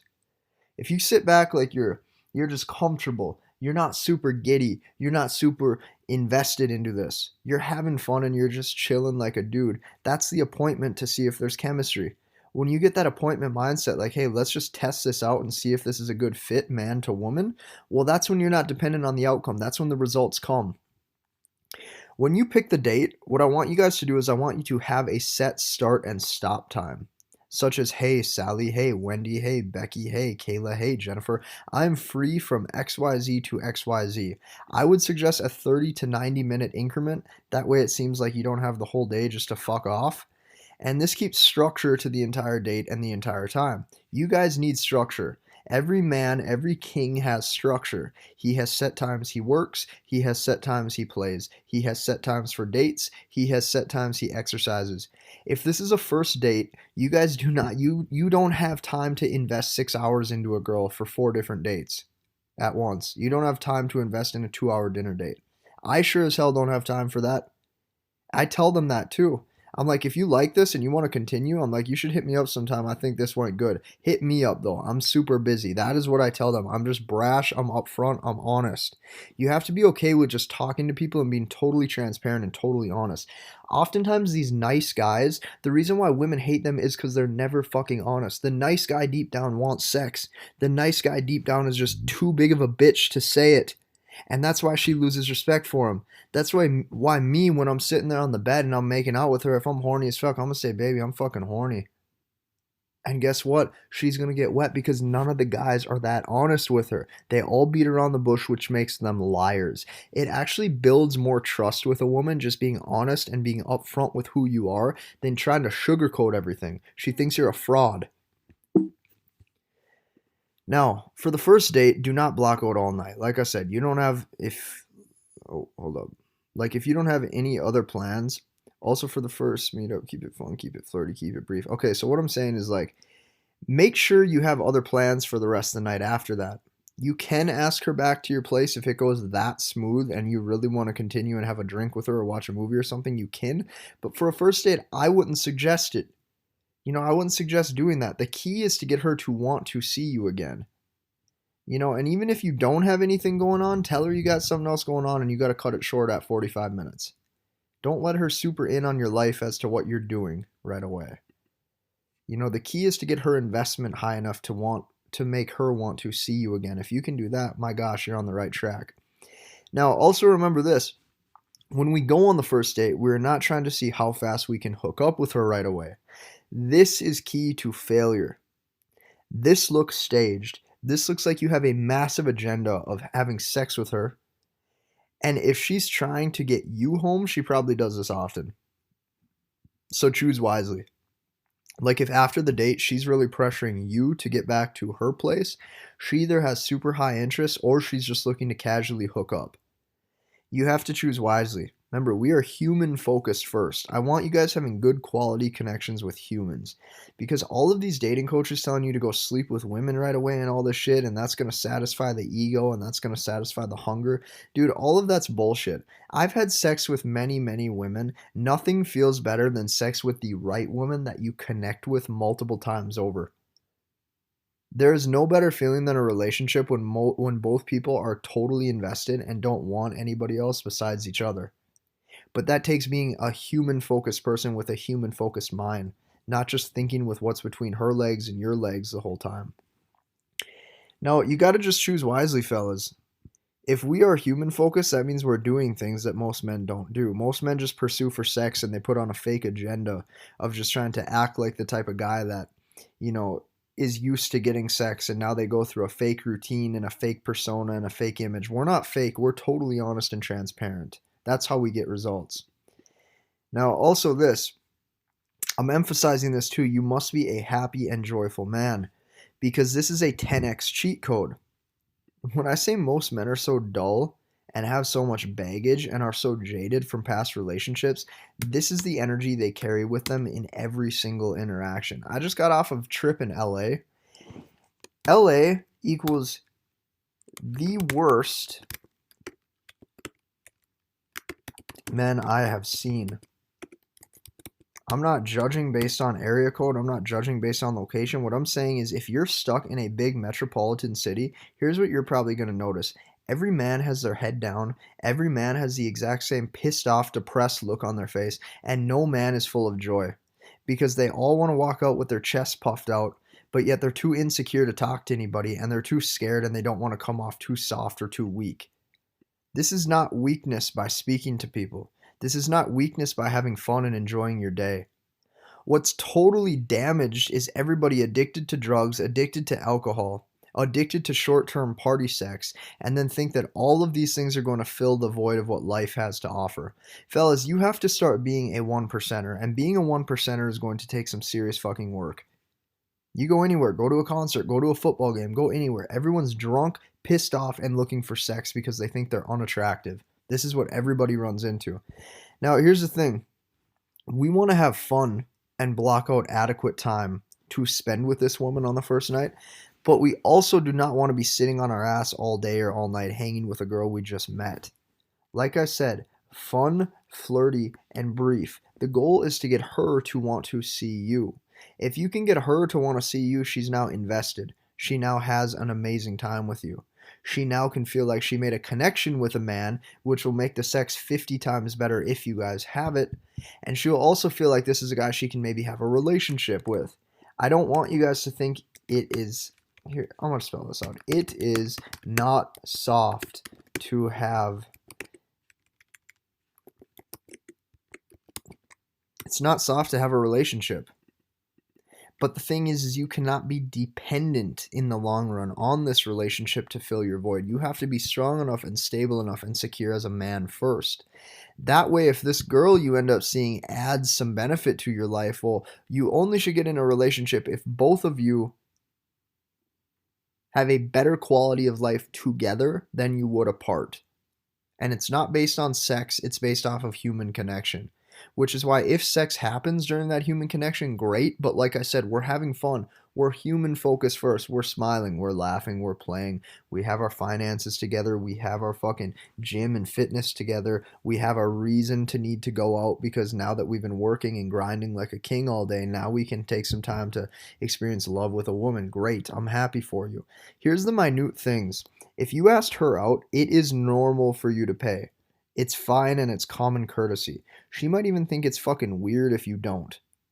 Because most men, like, yeah, you ask a girl out, you pay for a date, great. If you paying for the date really lowered her attraction, and like I said, I need you guys to keep your investment low in this. This should be a $20, $30 date where you guys maybe grab food or you guys go for a walk or get ice cream. It's just like a date.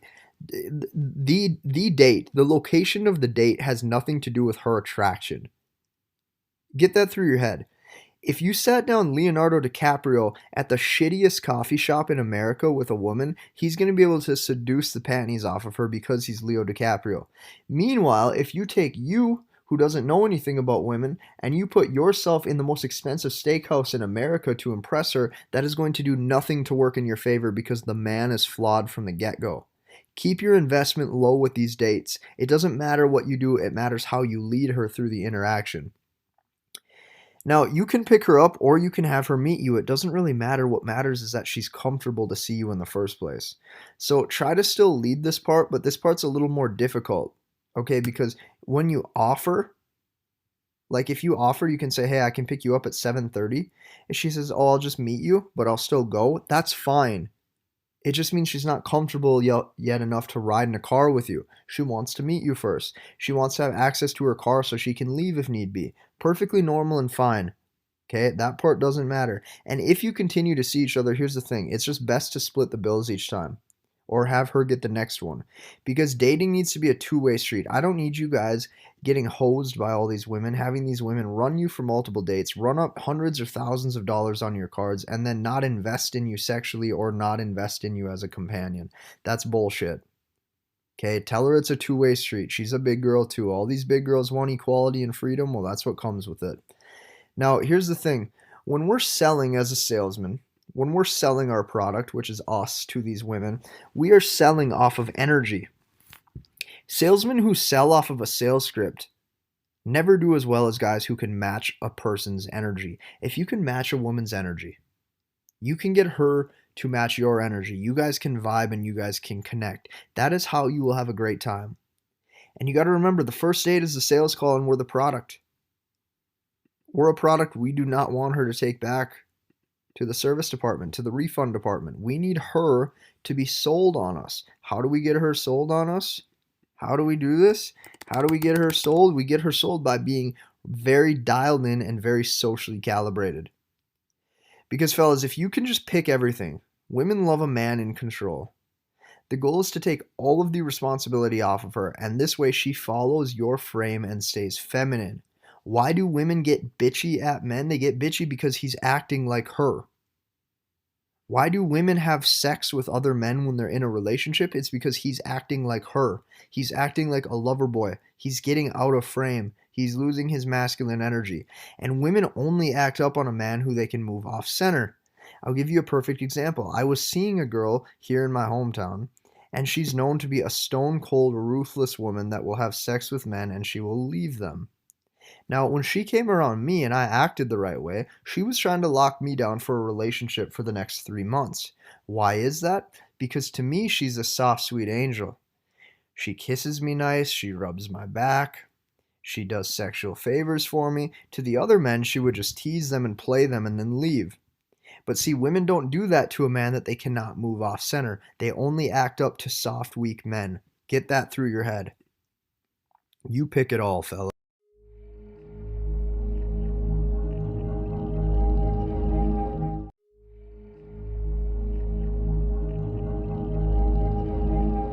All right, fellas, texting do's and do nots. You're kind of in luck because, like, 1%ers sell off of energy. 1%ers are able to manifest their dream life because that's how good they are at doing life. If you were hoping to enroll in a course that tells you step by step, text this at this point, text this word for word at this point, put this emoji at this point, that is not how you fucking date women. And that is not how you become an attractive man. Like, that's you being a follower and following somebody else's blueprint that probably won't work for you because you're not that guy. Okay, so you got to learn how to be the best version of yourself in everything that you do. However, I have a few rules. There's some texting do's and there's some texting do nots. And I'm going to tell you all of the tongue twister. I'm going to tell you all of the things to do, and I'm going to tell you all of the things not to do. Now, the best advice is going to sound elementary, but like, it's to just be normal. Your goal is not to impress her over the phone. Your goal is not to be tied to the phone. Your goal is not to have the most interesting text messages and gifs and videos to hold her attention. Your goal is to use the phone to meet up and let your personality and masculine drive speak for itself. And the phone is exactly that, a phone. Men so often think that better texting, better communication through the keyboard equals better investment on her end. This is so false. This is why you see women text a million guys at the same time, because it means nothing to them. You have to stop playing the game like every other guy plays it. If anything, she should be wondering, how do I keep this high value man's attention over the phone? How do I make sure I say the right thing so that way he's impressed with me? How do I make sure that I can keep him entertained so that way he doesn't take his masculine energy and go with some other better option? How do I make myself the better option? All of these things should be going through her head. You know why they're not going through her head? Because she doesn't have anything to be impressed by. The best advice is to learn how to be a normal man again. A normal man who can carry on conversation. A normal man who is almost childlike in his interactions as a toddler. A normal man who thinks it's normal and okay to have fun and be flirty and express his desires. Here's my rule on emojis. My emojis are once in a great while, and especially to convey a flirtatious vibe. These three on an Apple keyboard are about the only three you need. It shows seduction. It shows tongue out. I'm being a little player, asshole, little bitch right here. It also shows some seduction. That's it. That's all you need. If you have those three, that conveys all the sub-communication and emotion you need along with what you're typing. And you don't need a lot of these. Maybe once every great while. Because we don't need to act like a girl. Let her use all the emojis. Emojis means emotion. Emotional. Let her use them. Women are the emotional ones. You're the logical one. Stay logical. She should be using all these types of things on her phone all the time to entertain you. Why? Because she's girly. She likes cute little faces. She likes smiley faces. She's a girl. Stop being a woman. Stop being a fucking woman. Act like a man. Most men try to act like women to get the women, when in reality, women like men. Women want to have sex with men. Women are attracted to men. They're not attracted to their own kind, unless they're lesbian, but I take it you're probably not with lesbian women if you're in this program. Now, don't one-word stuff. Like, don't just send her a one-word reply to a lot of things, but also don't paragraph her ass always. Like I said, in every single video and every single thing I've witnessed, men take things to extremes. They're either the one-word brash asshole that doesn't give her any reason to reply because this screams this man has low interest, or they blow up her phone and send her paragraphs to try to keep her engaged. None of this works. You have to have normal communication through a cell phone, as if you were speaking in real life. In real life, sometimes you talk for 30 seconds straight without stopping. In real life, sometimes you give a 2 to 3 word answer and that's it. You have to just start using the phone as how you would be in normal life, and that's balanced. Okay, you need to just be normal. Text her enough to bring closure to the point that you were trying to make, but no more and no less. That's the perfect length to all of this. No more, no less. Just the perfect length to experience some closure. That's key. Now, when she sends a text that does not need a reply, do not reply back. Do not ever feel obligated that you have to keep this conversation going. If she sends you a text like, what's a good example? Let's say she just got off vacation and, I gotta think of this. It's hard when you're, like, even though I'm a coach, you guys, like, I'm still a normal man too. That's what you gotta realize. Like, even though I'm good with women, I still have to think of these interactions. Let's say she specifically, you guys were talking about the vacation she just got off of, and you were wanting to see if she had fun, and she goes, yes, luckily I traveled home safe. And then she replies, just got home safe, it was awesome, and you put, that's good, and she goes, I know, I'm super glad, exclamation mark. You would not reply to that. There's nothing more to say. End of conversation.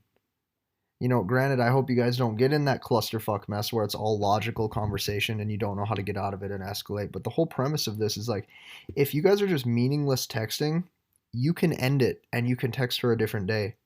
Don't feel like you have to keep the interaction going for the hell of it. Men only do this if they're unsure of themselves and want to gauge her interest level. This is a rookie mistake. Men do this when they're like, oh, I wonder if she likes me back. Maybe I should text her again to see if she'll reply. And she can sense that neediness. She can sense that urgency. She can sense you don't have options. Huge turnoff.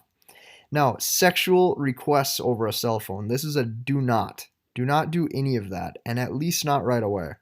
Have I done it in the past with girls I see on a regular basis? You bet your ass I have. Like, by the end of it, I want them to look like me as daddy. Like, she needs to be like thinking of me as daddy. Daddy has his shit together.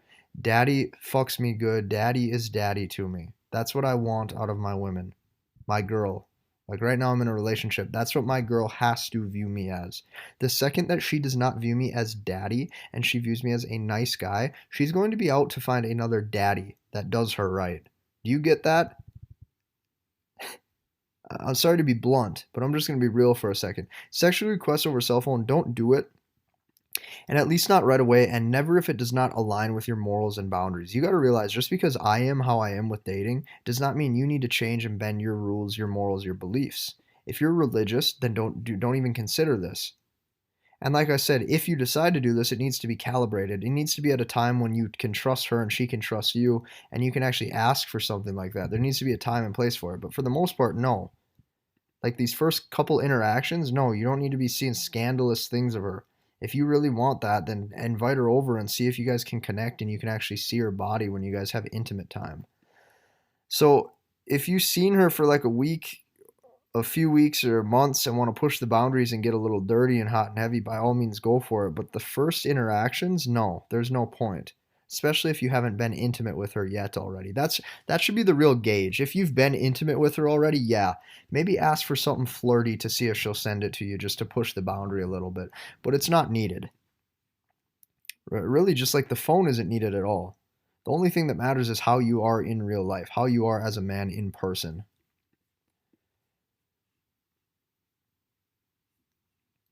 And throughout this, I really just want you guys to get out of all logical texts completely.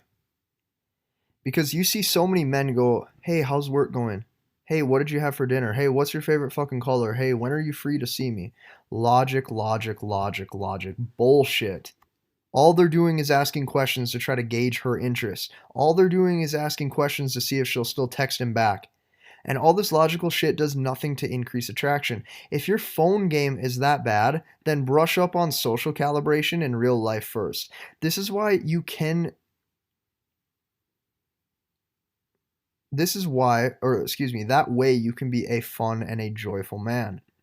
If you're a fun and a joyful man in real life because you have great social calibration, well, guess what? Texting comes easier to you. Because then you're like, hey, shithead, what the fuck you been up to today? You know, you can actually speak to women just like however you would to make it fun, make it flirty, make it teasing. Flirting should be natural and second nature. Okay, flirting just needs to be little teases, little smiles, smirks, sexual intimacy where she can actually see like you're interested and she's interested back. That's all it needs to be. Now, one of the things I want you to do confirm dates. Because like I said, men, your time is valuable and nobody can waste it. Do not let women waste your time. Do not let men waste your time. Don't let anybody waste your time. You don't get time back on earth. You can get more money. You can get a different girl. You can get all that. You can't get more time back. And pretty soon you're going to be in the fucking grave. So you better learn this stuff.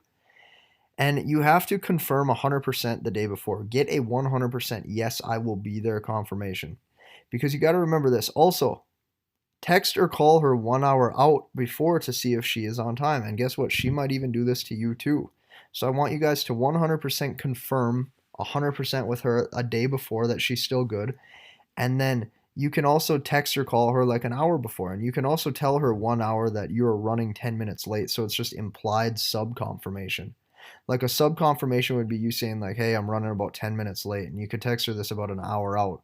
Even if you are or aren't running late, it still implies like, hey, we're still on. That's key.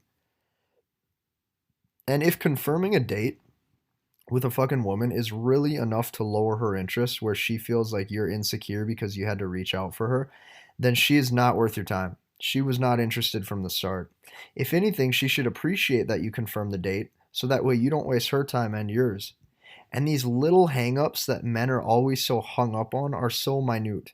They do not matter a whole hell of a lot. Like, if she wants to see you, she will climb through walls, she will jump over barbed wire fences, she will do anything to see a man that she's obsessed with or that she's in love with. So stop thinking everything matters with your texting. Now, masculine frame on text.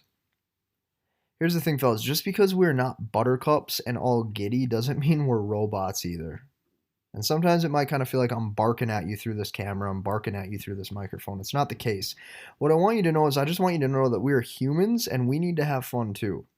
And do not let this whole masculine frame mumbo jumbo that I tell you about ruin your emotion of having fun and ruin your emotion of having a good time with women. Or do not let this dominant frame stop you from being you. Yes, it's good to lead the interaction. Yes, it's good to control the outcome. Yes, it's good to act manly. Do you have to do it so much to where it consumes you that you're scared to talk or else you might be emotional? Absolutely not. Connection with the woman is one-on-one key. Now, doing that connection in a flirtatious vibe is the second key because that sets it up for intimacy and not just friendly behavior. As long as you're even aware of the word masculine frame, it's more than enough to probably get by accordingly. Most of the men have no idea what this word is. They have no idea what that means. They have no sense of masculinity that they're even aware of. So the fact that you have some sense of what it means to be a strong foundational man means that you're probably on the right track. Now here's the thing. When on the phone, your goal is to be unpredictable and give a wide array of emotions. Why do you need a wide array of emotions? Because women do not only just want to feel niceness and security and love. They want to feel a wide array of everything. So that way they feel like this guy's unpredictable, this guy's sexy, this guy just makes me feel anyway, this guy puts me on edge. And just as your male best friend gives you all these wide array of emotions through text, like think about it. Sometimes your best bud, your best guy friend, will text you a pair of tits. Other times he calls you a dumbass for the thing that you did at the party last week. Other times he says you rock and I can't wait to see you and we're going to have a great time. It's the same with women. You can be dumb, you can be fun, you can be flirty. The goal is to just make them feel a certain way. What I want you to take away from this is stop being afraid to be a human with women. There's a lot of men that get sucked into this masculinity culture, and all of a sudden, you know what happens? They turn into robots that don't say anything. They turn into guys that are afraid to speak. They turn into guys that are afraid to be caring. They turn into guys that are afraid to show any amount of attraction towards a female because they think it's going to put them in a relationship category and they're coming off too soft or too friend zoned. Stop stressing. Stop stressing. If you have all these areas of your life together, your health, your wellness, your ambition, your meaning, dude, you're going to crush it. Now, another rule, do not constantly be checking in. Like I said, this shows scarcity and low value. And a puppy dog chases and follows the owner. Let me ask you, who's the leader in this situation? Is it her or is it you? It needs to be you. If she's leading you, we have some issues in your masculine frame, that's for sure. What I mean by this is when you're checking in, you don't need to. There doesn't need to be constant good mornings. There doesn't need to be constant good nights. There doesn't need to be constant, hey, how's work going? Like, dude, this isn't your girlfriend yet. And for some of you, this might not be your girlfriend ever. You got shit to do in the real world. You have shit to do. And since you have shit to do, that means you got to grow a big pair of balls and do that shit. And these women need to wait and be your third priority. Your first priority is your health and wellness. Your second is your well-being, finances, and purpose. Your third is going to be women. That way you can connect and share those first two traits with somebody else. Now, here's what you got to realize. Women want the winner. Here's why your texting is so irrelevant, guys. Here's Drake and here's Tom Brady. Both famous, both rich, both superstars. You got to ask yourself, would these men have time to text her all day? As Drake's doing his concert tours and as Tom Brady's winning Super Bowls, do they have time in between practices and auditions and practice to do this? No. But guess what? She would be wetter than a faucet around either of them. So be that guy. Be the Tom Brady of your own life. If you're a real estate agent, be the best fucking real estate agent in your hometown. So that way every girl in town knows that that's what you do and you're known for that. If you are the best musician, if you're a musician in your hometown, then be the best musician. If you are a fitness instructor, then you be the best fitness instructor that culture, that hometown of yours has ever seen. You got to start to be the celebrity in your area. Be the guy that is tough. Be the guy that wins. Be the guy that is a winner. If you can do that, these texting games that you want to play with yourself and tell in your head that matter won't really matter a whole hell of a lot when you got all these other things going for you.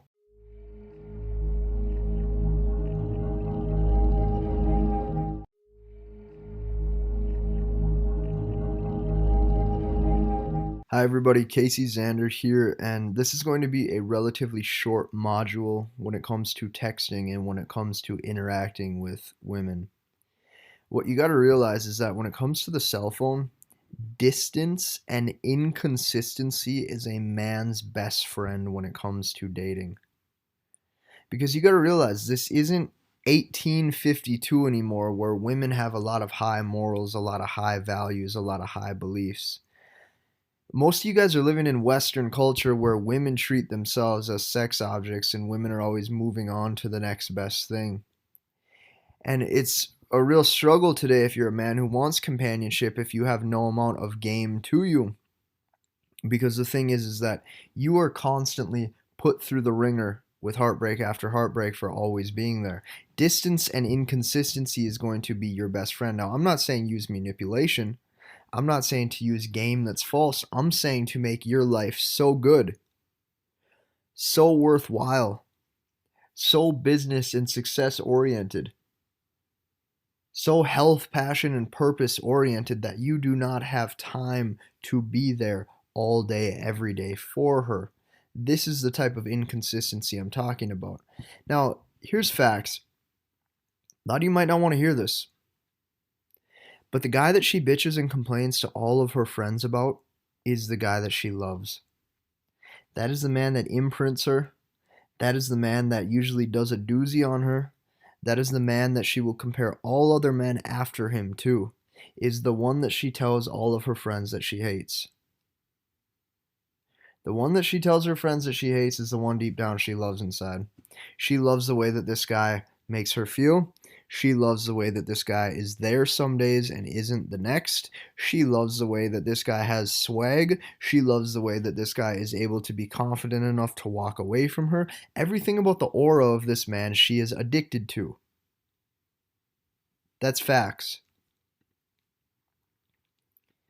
Now, as men, in this, we're human focused throughout the cell phone. We're not sex focused, which means we have no agenda. Our only agenda is in our work, is in our purpose, is in our health, is in our well-being, is in our meditation, is in our mental stability.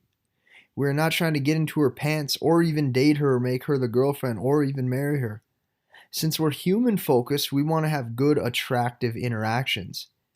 And guess what? If you're doing the right things that it takes to be human focused, the right things that it takes to have good, solid interactions, well, guess what, fellas? She will take care of the rest for you, I promise. She will start prompting when she's ready for sex. She will prompt when she is ready for the relationship. She will prompt when she wants marriage. But guess what? When you're a man in control, you now have the power to take these things at your own pace, at the pace that serves and fits you best. Because you're a man of value. You don't need her anymore. You don't have an agenda. You're able and strong without her. And having her may be a benefit, but that's why we use these dates as an interview, as an appointment, to get to know her, to make sure she's the right fit for us. Because fellas, things like divorce is real. There's men that build an empire, that do everything right, they get it wrong in love, and the woman will take half just by them acting the wrong way, and she gets to decide that she wants to leave. We cannot do that. We cannot put ourselves at the weaker link emotionally. Remember, nothing will ever make up for masculine frame. Now here's the thing. Distance and inconsistency is huge. Because you really need your schedules booked. You need to be getting paid, you need to be getting laid, or you need to be getting six-pack abs. I don't know what your morals or beliefs are, but if you can stay in those three, you're pretty much golden. And you need to be getting your ass to church to connect with whatever you believe in spiritually. I'm not trying to force beliefs. What I'm trying to say is I'm trying to say that it's good to feel some sort of higher up presence, some sort of higher up being. You want to get better at dating? Start being more human focused and more spiritually connected so that way you see people as people, not as interactions to get to the sheets quick. And guess what? If you have all of those in line, you are busy. You are busy 16, 17, 18 hours a day. If you are busy, you do not have time to do all of those things like constantly texting, constantly playing pullback, constantly playing mind games to hold her attention over the cell phone. That is what little boys who are 16 years old and in high school do. Now, so many dating coaches give their students bullshit tactics, like call after XYZ days, or don't reply after XYZ days, or text after XYZ time, and it's all bullshit. Because here's what you need to know. You need to know that when she meets you, she will know damn well if you're busy. When she sees what you do for a living, when she sees what you drive, when she sees how you talk, when she sees how your mannerisms are, she will know if you're booked. And if she asks you what you do, and you say, I got to give guitar lessons Monday through Thursday from 9 a.m. to 3 p.m., and she knows you don't do anything after that, she knows that you're just dodging her on purpose. She knows that this is a game. She knows you're fake high value. She knows you're faking manipulation. She knows you're not busy. You're just not replying to her for the hell of it. Now, seriously, if you want your schedules booked, here's the things that you have to do. First, you're going to want to figure out how to make $1 million a year. And I'm being for real. Next, you want to figure out how to build a body and get six-pack abs. And yes, I'm being for real. Thirdly, you want to figure out how to have massive charisma. So that way people are willing to pay you for your value. You're a people person that can sell. And you have all of these in line. And when I say seriously, I'm being dead serious about this. Because if you have this in line, especially number one, dude, you're going to be so occupied to the point where even keeping your body is going to be tough if you're very work and ambition focused. And then the charisma is going to come with that. Because good luck maneuvering the success in life, trying to build a business or anything, if you don't have charisma to speak to people. And when you have these winnings going for you, you will seriously dominate.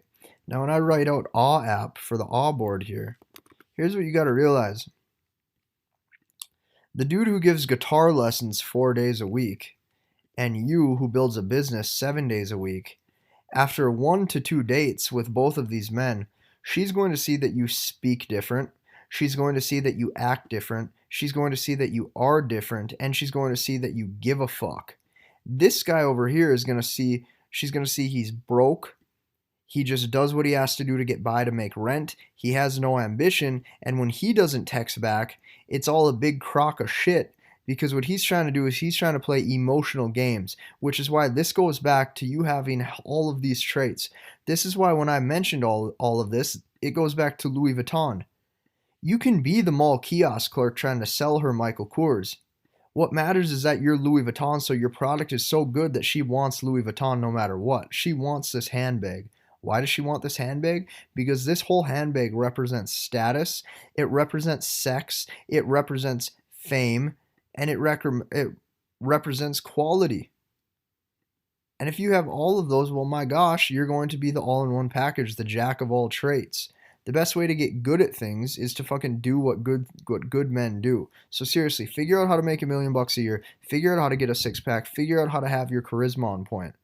And if you do this, the distance and the inconsistency comes natural because she is not your center priority. She's not your only option. She's not your only priority. You're focused on other shit that makes you a man. Now, here's the thing. The modern man in today's society, like literally the modern man, is just all too predictable. Because here's his cycle. He gets on Tinder, then he tries to get a phone number, asks for a date, but he doesn't have shit going on, then asks for another shit date, then gets rejected, then repeats, then probably goes back to Pornhub and does it all over again. And then they go, oh, I wonder why women are so brutal to me. I wonder why no one calls me back. Well, I fucking wonder, dude. What reason does she have to try to call you back? What reason does she have to actually call you? To actually give a shit about you? She doesn't. Because you're way too predictable. You're just like every single other guy.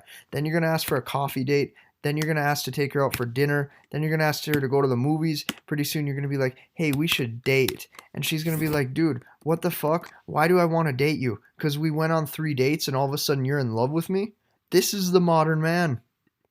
This is literally the modern man. And because of it, women are at an all-time crisis.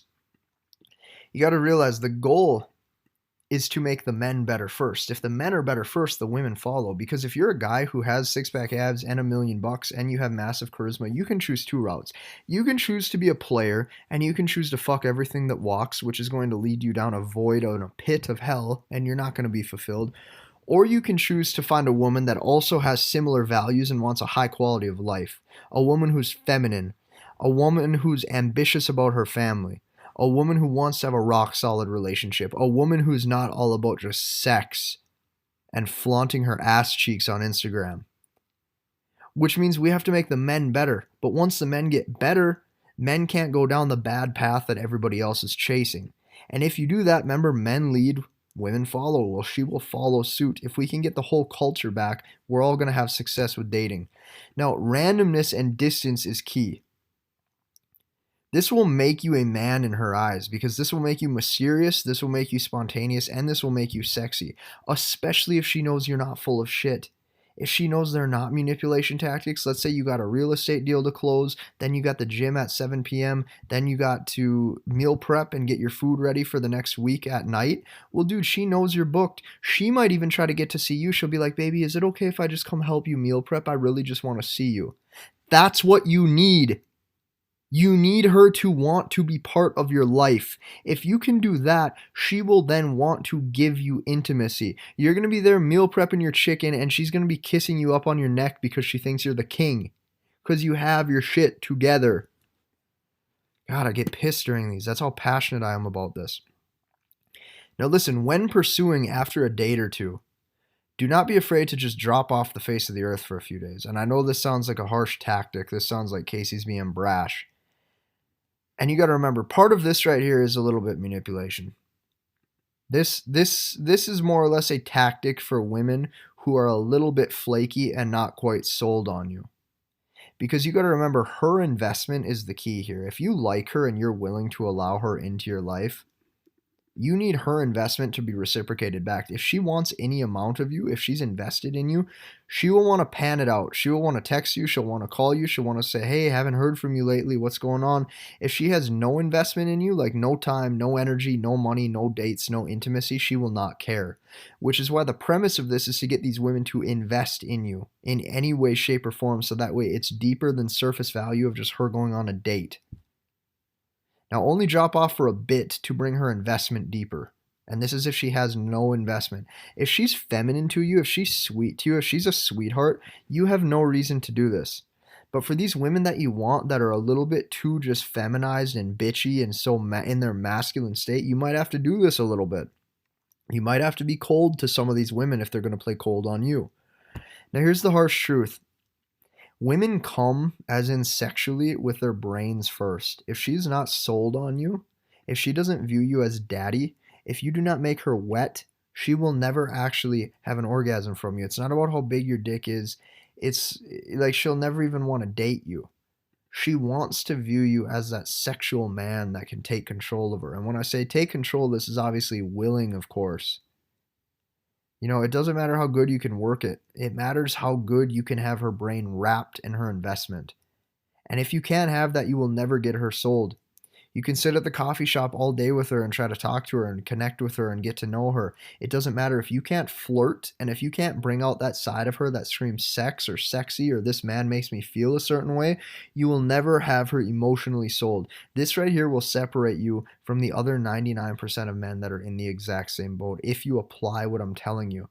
As a coach, it's my job to make sure you are applying this, which means if you're not, you need to be hopping on those Q&A questions. You need to be hopping on those Q&As and asking me, Casey, why is it so hard for me to take action? I'm running into this sticking point, and then I can evaluate and I can help you. So start to use this program as an actual coaching tool to have some success.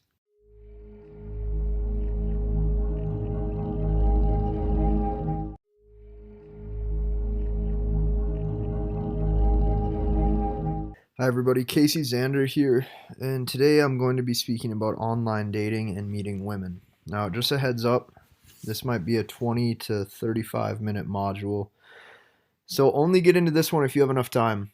Okay, take notes on this, understand this, get through this, because if you're the typical man in America for the past few years, your entire dating career and relationships have probably all been focused on who you can meet on the internet. And that is very, very bad because there's certain things that puts men at a disadvantage on the internet. So I'm going to tell you exactly how to do it and how not to do it. But here's the thing. Online dating puts men at a terrible disadvantage compared to women. And this is why. If you take a guy like me, for example, me, Casey Zander, I have met women online and offline. And I even give men's dating advice, and I understand female dynamic very, very well, which means that I'm very equipped to get on the internet and I'm very equipped to actually handle a situation with a woman and actually put myself in the right path so that way I can make XYZ happen. I'm also on my path. I'm on my purpose. I do well for myself. I have six pack abs and muscle, and I take care of my hygiene. I will still get flaked on. I will still get flaked on online, and here's why. Women are far less looks driven than men. This means that online dating is set up for a woman to win from the get go because men oftentimes look at online dating as one thing and one thing only. And this one thing is going to be quick. Try to guess it. Guess what I'm going to type out. Quick what? Quick sex. That's what men think of this as. Now, here's the thing. Men look at women specifically as beauty objects. And with that, men want all the options. They want all the women, which means most men are thirsty. Okay, so guess what? Everything that women are attracted to, like, this right here, purpose or ambition or hustle or grind. The thing is we cannot show women any of these things through a computer screen. The things that make a woman fall in love is going to be these things in a man. The things that make men fall in love, oftentimes, I hate to say it, is going to be ass and tits. And the hotter that woman is, the more flirtatious she is, the more casted under the spell we get of her. And when they have 20, here's what you got to realize too. When she has 20 options on Tinder and another 20 options on Bumble and another 20 options on Instagram. Now, this is 60 dicks right here. That's 60 dicks in the inbox. Could you imagine if you had 60 women in your inbox trying to pursue you right now? You would either have multiple STDs or you would have multiple kids. And you would probably want to kill yourself because of all the child support. Rest in peace, anybody who has child support. I feel for you. I'm not there yet, but I'm not trying to make crude jokes. I'm just saying. Okay? Which is why they have an overinflated sense of ego. So when you get ass hurt that a woman doesn't text you back on the internet, dude, she can't because she is flooded with options. She doesn't even remember what she ate for breakfast yesterday, let alone who's texting her right now. That's what you need to remember. Now, women are drawn to status of a man, excellence of a man, and fame. And this is basically something that you cannot convey in 4 pictures and 3 sentences about yourself as a man. You are just another swipe number. And I put, don't get sad, men are equally as shallow. Men are drawn to big ass, 120-pound frame, and bleach blonde hair down to the back. So what I'm saying is this, all jokes aside, just accept it and adapt. No use being bitter. You will ruin your future chances with them. If you ruin your future chances with women when you meet them in person because you're bitter about how the current dating situation is, this is a recipe for failure. I would suggest just completely getting off of the internet. Because think of this, fellas. Humans have been mating and interacting and having sex and getting married for hundreds, maybe even thousands of years without a cell phone in their hand. And now we have to have courses like this, Masculinity Blueprint, to teach people what it means to be a man. This is how screwed up the world is getting. Attraction is so natural, but yet we confuse it. So I would not recommend online dating. Most of it is for cheap hookups and women who want, more attention. That's basically it. They want your validation, they want your attention.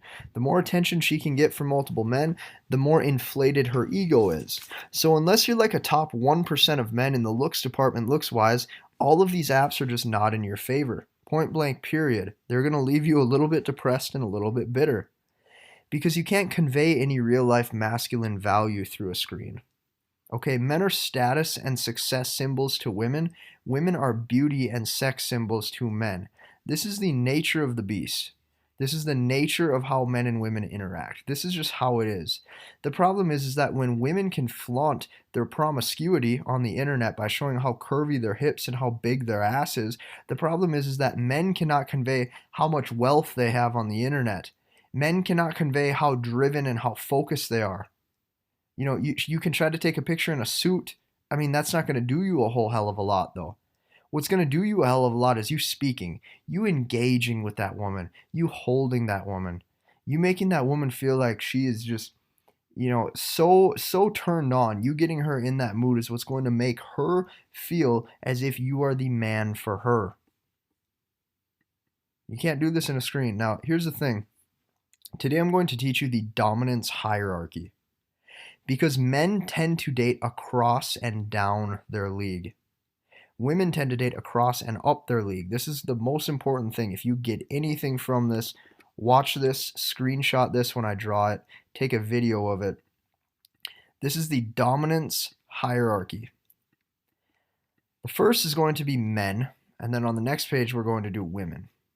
So men date across and down the hierarchy.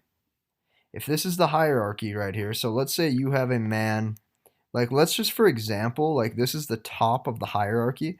Let's use like Drake, the rap artist or the pop artist, whatever you guys want to call him. Most everybody in the whole world knows who Drake is. If you don't know who Drake is, look him up on the line or look him up on the internet. So if Drake is here at the top, Drake is going to want somebody equal or lower status than him because men date across and down. And I'll show you what I mean by this. Drake, for example, is going to want maybe somebody like Christina Aguilera. He's going to maybe want Kim Kardashian. He maybe will want Rihanna. You know, if maybe he wants Rosie Huntington, the Hollywood celebrity. Notice all of these females are across his hierarchy. These are women in the same league as him. However, this is Drake. If Drake finds a very hot, very sexy, you can call it groupie, you can call it fan. If he finds a hot 19, 20-year-old bleach blonde girl who he's just attracted to, not saying that's who he is attracted to, but let's say he is, and her status is like down here, meaning she has like 800, 900 Instagram followers. Nobody knows her. She's not famous. I mean, her name's Allison. Allison is from Kansas. And Allison from Kansas just happens to be like one of the hottest girls at the entire show. Drake will still sleep with her. He will sleep with her because men date across and down. This is why when I tell you men's natural inclination is to spread seed, it's because men see women and they want to have sex with them. They think about them. They fantasize about them. This is how men date across and down. So men are not status driven with women. They are mainly just sex focused and how attractive she is in a form of beauty. Okay, that's how men date. Now, on the other hand, women, this is how women do it on the dominance hierarchy. Women date across and up. Which means, let's say you have a girl right here who's in high school and she's a cheerleader and she's just like a regular run-of-the-mill cheerleader. She's not the head cheerleader, she's just the regular. Well, she is going to want to date one of the football players who has higher status than her. Now, let's say you have the head cheerleader, which is like right here. She wants to date the star quarterback, which is up here. You understand? Women date across and up. She's only going to date somebody in equal or higher status because this is what women are drawn to. Women are drawn to success and status. So if you have a girl up here like Rihanna, right? If you have a girl way up here like Rihanna, she's only going to want the top. She's going to want like the Mark Zuckerberg of rap. Okay, like ASAP Rocky. She's going to want to do it with swag, or she's going to want to meet like a rich billionaire. Okay, this is what women want. Women date across and up. Men, on the other hand, we're a little shallower. We like to go across and down. This is why you see CEOs of multi-million-dollar companies will sleep with a stripper. That's the best way I can explain this. That is the dominance hierarchy. Now, you need to know this. The thing is that the reason why online dating sets men up is because when a girl sees you on an app, you're at an incredibly low status. Just an incredibly low status. And this is why. If she sees you online, like your status level is 0 in her eyes. You went so far, like you have to go online to get a woman. Would you see Drake or would you see Tom Brady, either of these men online? Ask yourself that. Would you see them on online apps? The answer is no. Which is why the best way to be an attractive man and to crush it in the real world is to scrap all of the cell phone BS and start to become the Tom Brady of your own life. That's why if you are a real estate agent, you better be the best real estate agent. If you're a neurosurgeon, try to be the best neurosurgeon. Try to improve your status so you have access to better quality women, better quality mates. You don't have to deal with this 99%er shit. So stop listening to naysayers. Be these guys in your own life. If Tom Brady would have given up on football when everybody probably told him he couldn't do it, he would not be Tom Brady. If Drake would have stopped singing in his, like teens and early 20s, he would have never got to the status of being Drake. You got to realize this is the result of chasing excellence, not being famous. Because here's the deal. I don't know one man who is famous for nothing. Every man who I know that's famous for something is either famous for business or famous for the impact that they've had in their life, which is so great that it transitioned into business. This man's a multimillionaire on the football field. This man is a multimillionaire singing. You got to start to incorporate some fame and some status in your life by getting on your grind, getting on your purpose. You don't belong smoking weed all day doing shit. You belong out there crushing it. How to get over the online dating slump is to stop using online dating. Start to get access to better women. Start to get better access to things in life. Now, here's the thing. However, with these apps, you can have potential to get lots of matches fast, especially if you're a good-looking guy. So, Uncle C, I'm not going to leave you hanging. I'm not just going to say, oh, don't use online dating at all, because I realize this is a course for a lot of men. A lot of men like to use online dating. But here's one more little hit why this isn't necessarily a good option. And we're going to go back to the drawing board here, and it's going to come down specifically to the word dopamine. So those of you that don't know what dopamine is,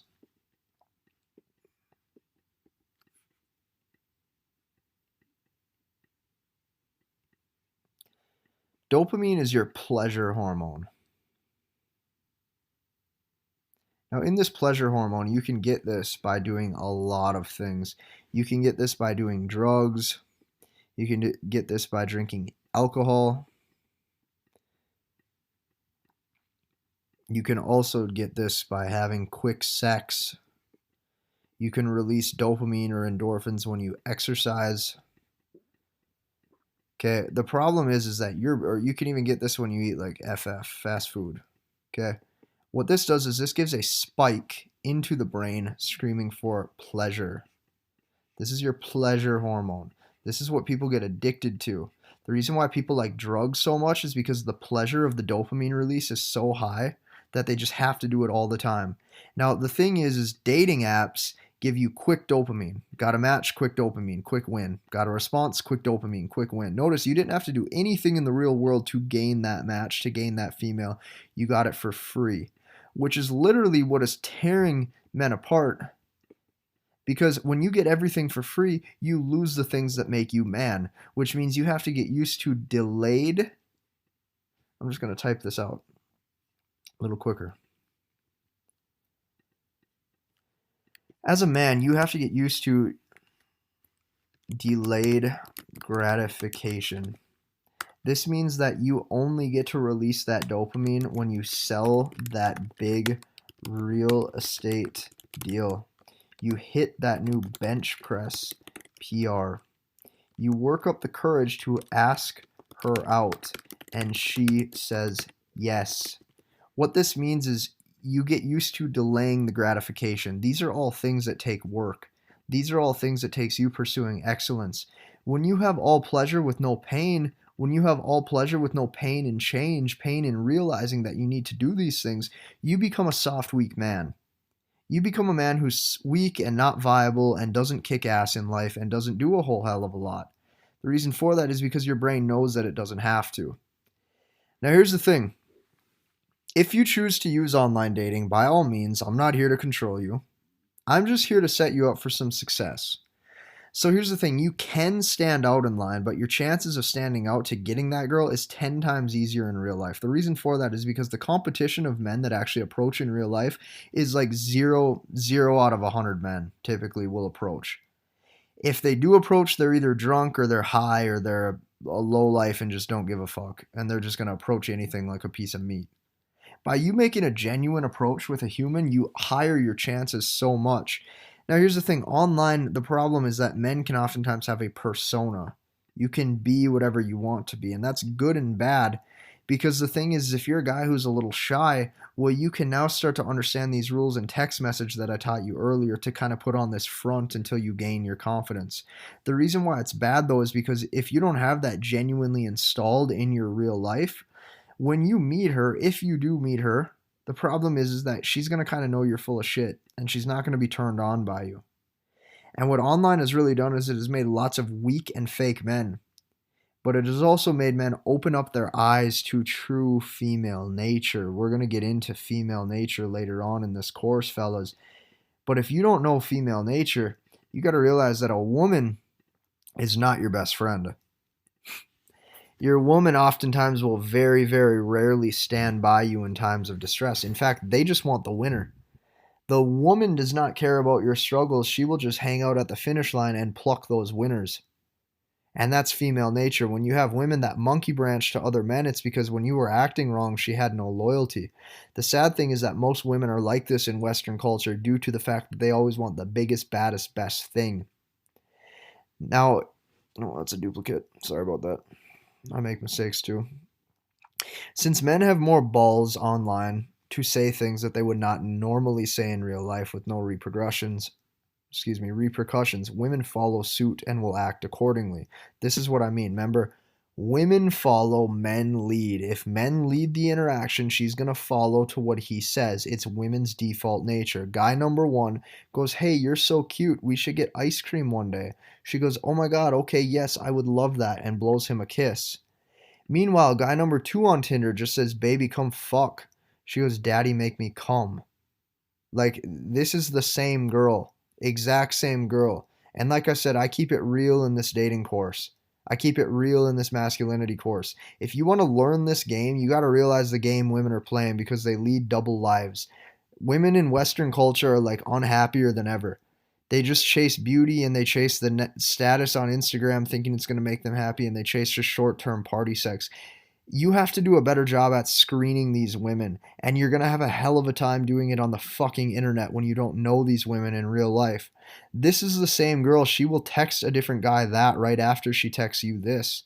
And while you're out there buying ice cream, the night before she was riding him reverse doggy style till 5 in the morning. Exact same girl. Exact same girl. They just follow whatever the man does. Because men are natural leaders by default, she will just submit to a man. At least right away. This means that the quote-unquote sluts, right? The sluts that you like to complain about, the sluts and the promiscuous women that men complain about, you got to realize we are creating our own worst nightmare. Because all we do as Western culture is we just literally qualify women on sex. And when you qualify women on sex, when she thinks all she has to do is put out to get the guy in love, well, obviously she's going to use what's between her legs to gain some power. Just like you're going to use your status or your career success or your fitness to gain some power. They just want the leg up. It's natural female nature. So as men complain about how women are cheating and whatnot, but then they enable it by only qualifying them on sex, that is what they are rewarded for. Women are rewarded for having sex. So as a man, you cannot discriminate them when that's what they do. Because have you ever seen a male prostitute? The answer is no. That just goes to show you how low women value sex. Women can sell themselves and can sell their body for money. Women, however, can get sex anywhere, which means a man can never sell his body. Do you get that? Sex means nothing to a woman. This means that men lead and women follow. She will follow to your liking. The key is that you got to make all the men better, not worse. The whole culture is wrecked. When I'm putting you guys on this game, your job is to share this with your friends, share this with your brothers, share this with your dad, share this info with people that need it. Don't go giving my course away for free to them because that's illegal, and I will sue you if I find that out. But you have to realize you must start to improve the culture. Now, if you are online dating, you got to position yourself as to whatever you are in real life. Do not fake a persona. Do not fake a persona. This is so important. Don't text her all this crazy sexual shit if she meets you and you're shy and awkward, or if she meets you and you don't know how to like kiss her or make her feel that same way. And guess what? The same rules apply with texting and moving it to FaceTime. FaceTime is literally so important here, guys, because you separate yourself from the rest of the men that are too scared to do video chat.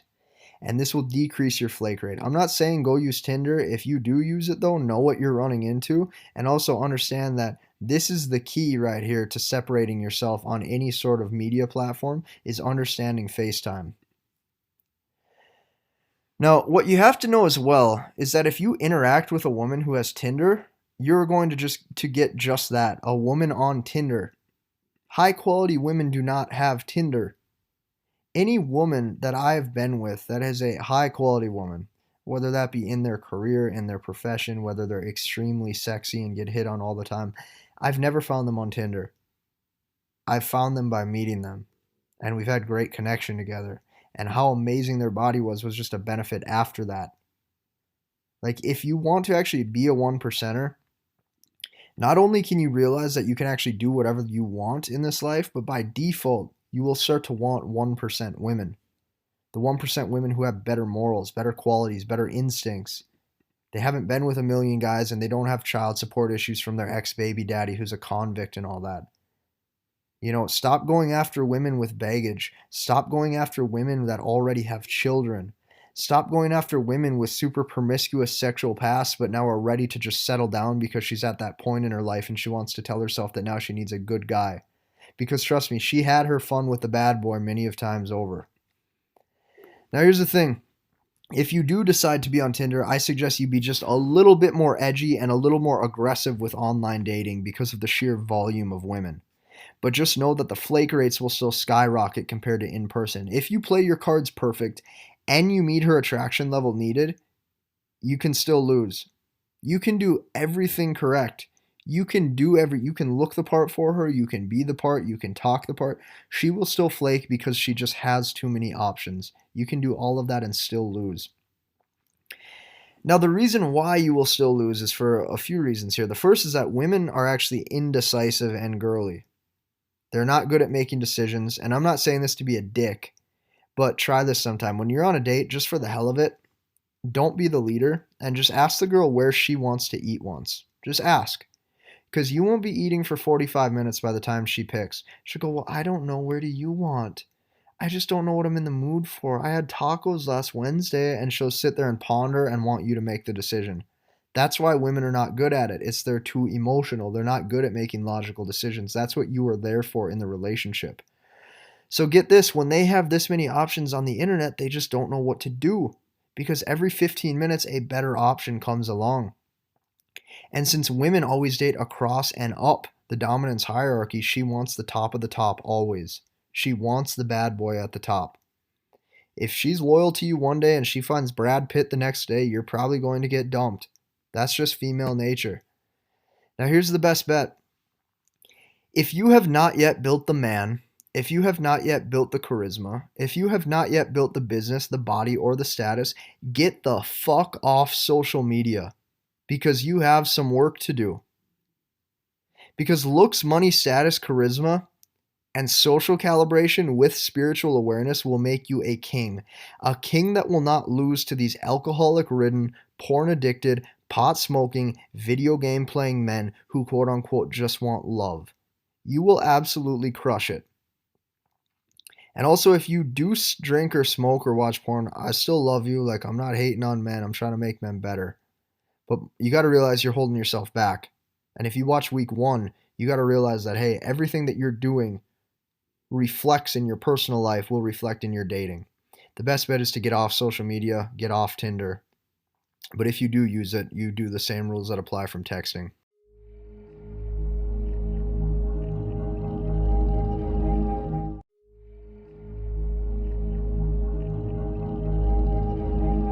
Hi everybody. So I wanted to make this module because a lot of men really struggle with like what to do on Snapchat, what to do with direct messages, and what to do with apps such as Facebook or Instagram and messengers. So this is a pretty quick module. We're just going to kind of bust through it because this is very, very short and really to the point. What I want you to realize is I want you to realize that you really need to start putting a value on your attention as a man. Because like I've said in the previous modules, I'm hoping you're starting to get the gist of this. Women do not necessarily want you. They want your validation and they want your attention. She wants to know that you're either in love with her or that you're attracted to her. And that is all she needs to feel needed. Women just constantly need to feel wanted or needed. You'll see this in relationships too. You know, you'll have a woman who is in a relationship, has been in a committed relationship for a while, you know, let's say a month, 2 months, a year, 2 years, however long. And then one day out of random, one day out of the blue, she decides to post a very scandalous picture of herself in a bikini. And the boyfriend or the husband's kind of looking at this like, well, where did this come from? Well, this came from the fact that she just needs more attention because women want all the man's attention. You know, women want attention from everybody. And when you're constantly at their fingertips on the phone, they slowly lose respect for you. Because women who do not see you in person, women who you do not see in person, do not like their pictures or comment sexual things. Meaning, if you are not actually seeing a woman on a day-to-day basis, or on a week-to-week basis, or you're not her girlfriend, or you're not her boyfriend, or anything like that, what you got to realize is that you do not belong liking her stuff, commenting a bunch of hard eyes, and trying to slide into her inbox, because you look like every other thirsty man. And what they do is they take this as free attention, and they next you as fast as anybody else. They go next on to the next one. Why is that? Well, it's because of the dominance hierarchy. She wants the next best thing. By you automatically pleading your love to her when you don't even know her, by you pleading the validation and the beauty, she no longer is attracted to you. She no longer wants you.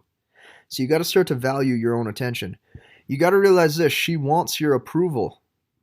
She just wants your approval. This is why men who never give it to her, aka the ex-boyfriend who she always complains about that he left for another girl and how she hates him, quote unquote, is actually the one that left his imprint on her. This is the man she could never get his approval. This is the man she could never get approval from. And therefore, he is higher status one in her eyes forever. He is the higher status one. He is the higher status being. That is her new caliber of man. That is her new caliber of what she considers sexy. And this is how women are hardwired. The guy that leaves that imprint mark, the guy who they can't get the validation or attention from, it like festers inside of them. They want it. They crave it. They're going to want you even more. Now, things to be aware of when dating. Basically, guys, you got to just stop showing your cards so damn fast. You do not have a reason to be giving her all this attention. You don't have a reason to be liking these pictures because you got to ask, are these women sliding into your inbox? Hell no. Hell no, they're not. But you're in all these women's inboxes trying to get all these dates. You got to realize you don't need to be wasting your time on all of these messenger platforms. And if you have a spare tire on the belly, meaning if you're overweight, if you have credit card debt, love needs to be the last thing on your mind right now. Text messaging and apps need to literally be deleted off of your app or off your phone and need to go back to the app marketplace. You don't need them. You got other stuff to take care of first. Okay, let the guys that she consistently friend zones on messenger platforms, on dating apps, let the guys she friend zones give all of his attention away and his approval. I don't even think we need this drawn out. Because like I said, she has 20 options on all of them, yet she's not sleeping with any of them. The guy she is sleeping with, you probably don't even know about. None of those guys know about. You know why? Because the guy she's actually sleeping with is not on Tinder or on Snapchat. He's out doing dude shit. Either he's out running the streets or he's out hustling, he's out making money, he's out doing his thing, he's probably seeing other women and she's trying to lock him down, but she can't. That's the guy she's in love with. That's the bad boy in her eyes. Now, here's the thing with snap streaks. Any streaks that you have with women that you do not actively see, you need to kill all of them. And if you have been used to snapping her every single day, if you're holding like one of those 24-hour day streaks with her where you guys speak every day, but you never really get dates, she friend zoned you, she's not sexually interested in you, you've been talking for 100 days, 50 days, 40 days, nothing has came about it, you need to move on. You need to kill that streak and you need to stop giving her validation and attention ASAP. Cut it off and cut it cold. Do not reply to her. If she purposely tries to reach out after that, if she purposely tries to get your attention back and she wants you, just tell her to come over. Either that or tell her that she only gets one chance to see you at XYZ spot. If you've been talking to her for that long, I would skip the date and I would have her just come to your place and you guys can chill and watch a movie. You can see what happens from there.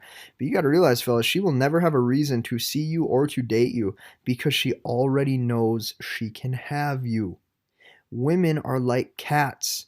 If you chase them, they run. Also, direct messages. Do not direct message girls first. This is another form of the ultimate validation for them. They get their rocks off knowing that they're wanted on the internet. Don't do that.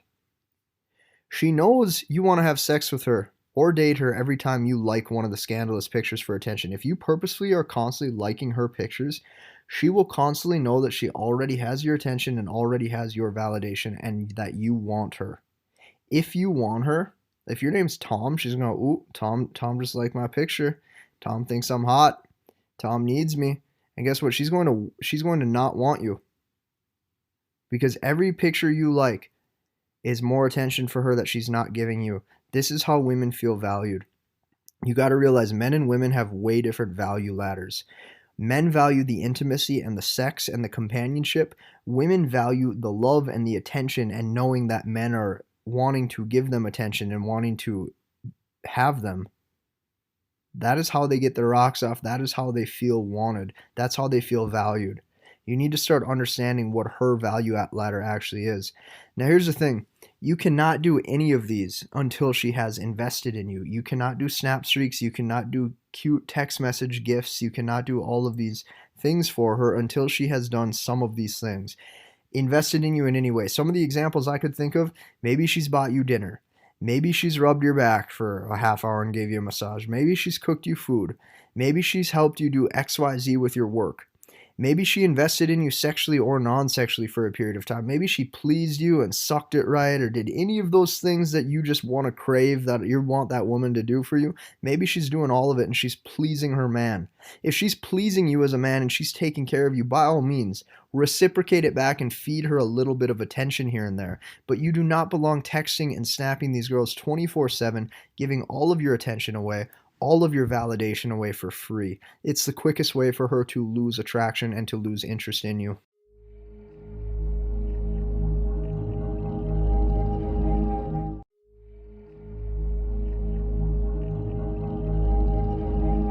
Everybody wants to know, Casey, what is the most important dating tip when it comes to the cell phone, when it comes to these first few interactions, when it comes to these first few dates? The most important word in the dating dictionary is this word right here, fellas. It's the word investment. Now, what I want you to do is I want you to take a second and comment below on this module your own definition of investment. And then what I want you to do is after this module, I want you to go into the Facebook group and I want you to comment ways you are going to start to make women invest into your life so it is not so one-sided. If you do not do this, I'm going to be able to see that you skipped this part, and I'm going to comment at you bottom barrel in the Facebook group. Do not be a bottom barrel man. Go through this. Do the training. Do the coaching. Be a 1%er. Now I'm going to break this down for you step by step so you can see every form of investment in life. The first sort of investment you're going to have is a sales investment. Okay, a sales investment is anything. You basically use money to invest in a product or service. And what you expect out of it is you expect a fair trade on both ends. You expect a fair amount of money for a fair amount of value. For example, you paid me for this course, so you expect value from this sale. Because you give the money for the trade, you expect value from the vendor. I was the vendor in this situation. You expect me to give you some value in your dating and in your masculinity. But here's the deal. If somebody gave you this product or this service that I'm giving you for free, you would not value it nearly as much. You wouldn't be going through it as step-by-step coaching. You would just be watching videos.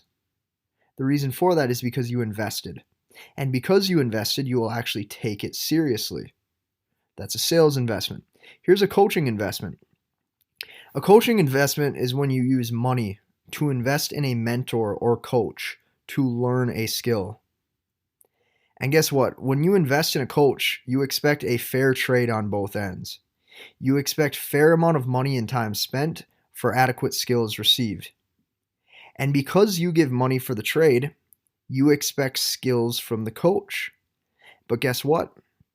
If somebody gave you the coaching for free, you would not value it nearly as much. If somebody gave you that skill for free, you would not value it at all. You would just take it as advice. You would not put it to use. Do you get what I mean? Because you invested your time, because you invested your energy, because you invested your resources into that coaching, into that mentor, you now take it seriously. You now apply it in your everyday life. Let's look at this as a time investment. A time investment is simple. You put time into a topic, a trade, or a skill with hopes of a better ability in the future. This can be ability to make more money, better ability to learn better, better ability in a skill, and you expect a fair trade on both ends. Fair amount of time spent for fair amount of skill received for your time. And because you give time for the trade, you expect skill from the time spent, or knowledge or know-how or anything. Now guess what? If somebody gave you this skill without making you put in the time, you would not value the skill nearly as much. Because you invested your time, you now take this investment seriously. Well, it's the exact same, fellas, with a dating investment. A dating investment is when you put time, money, energy, or resources into a person with expectation that this will be reciprocated. Basically, it is a fair trade on both ends. And fair amount of value spent for fair amount of value received. Because you give value for the trade, you expect value from the time spent. When you give women all of the value and all of the attention without making them invest in you, they have no reason to ever do so. They never take it seriously. Why is it? Because she had never invested. If she had invested, because she had invested in you, because she had invested in me, she will now take this seriously. She will now not flake. She will now not cancel dates. Because if it's on FaceTime, she invested time. If it's in person and she met you for a couple interactions and it went smoothly, she wants to see where it goes to potentially have a relationship. She wants to get her investment out of it. It's the same in business. It's the same in coaching. It's the same when you put time into a skill. Now, guess what? The more she invested, the more in love she will be. The goal is to get these women to invest in you. One of the things that I always do before a woman gets to my house after like the third date or the second date is I tell her to stop by and bring me an Egg McMuffin from McDonald's. Why do I do that before she gets to my house? Because it's a simple $3 gesture that if she's able to do it, it shows that she's willing to do more favors for me. If she's willing to do more favors for me, she's willing to invest in me. If she shows that she's willing to do that, guess what? I'm willing to invest in her in the long run. The problem is this. The problem is that most men never actually make their women invest, which is why they're heartbroken. Because they put in all the work and they don't get anything out of it. Now, as a 1%er, anybody in your life needs to invest. And since you're putting quality out, you need quality reciprocated. This is the most important module of this entire program.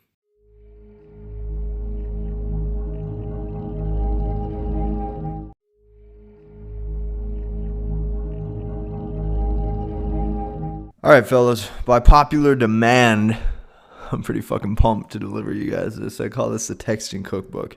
Here's why I'm fucking making this. So here's what I realized. I can tell you guys about texting all day, but if you don't see it from students just like you who are using these methods, you're never going to actually fully fundamentally understand, because here's the thing.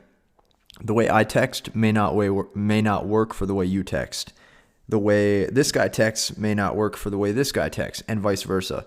We can understand texting principles, but when it gets down to the nitty-gritty, you still have to understand exactly what it is that you are about, so that way yourself, your look, your persona, your swagger matches the way you communicate. So I'm going to give you real-life examples of people in the Masculinity Blueprint Accelerator of how they've been executing on these principles to essentially crush it with their texting. Now, key takeaways for this. Number one, the phone does not determine fully if she will respond. I'm going to read that one more time. The phone does not determine if she will respond. The man behind the phone is truly the thing that matters. Okay, because she will only reply if she finds you physically attractive based off of social media or apps. For a lot of you, I understand you live in a digital world, which means you're probably, even though I don't recommend a lot of social media, because the truth is that we live in a digital world. And I understand that even though I'm not a fan of social media, there's a very big chance you're going to be using it from time to time, to actually get numbers or whatever the case may be. So understand this. You have to be putting in the work from week one. Week one is going to determine how much success you have, because you've been building the man, building the body. You fix the man first, and the man behind the cell phone is the one that she's after. Make no mistake. Now, next point. This will only work if you establish frame in real life after she agrees to meet up. One of the biggest issues I see with men who copy-paste text messages is that she expects this type of guy, and then she gets him in real life, and he's totally not how she thought he would be on the cell phone. If this happens, you're in for a big effing mistake. The first person we're going to look at is Daniel Beatty. You guys may know Daniel from the Facebook group. He's great at text messages, and he also shows his success, time and time again all the time. So he goes, just a little bit more text game. Caught her posting some ex-boyfriend drama. Okay, and he essentially wheels this girl into chilling or hanging out with him. And then he goes, this course is my top 2 for courses that have helped me grow. The other one was a business course.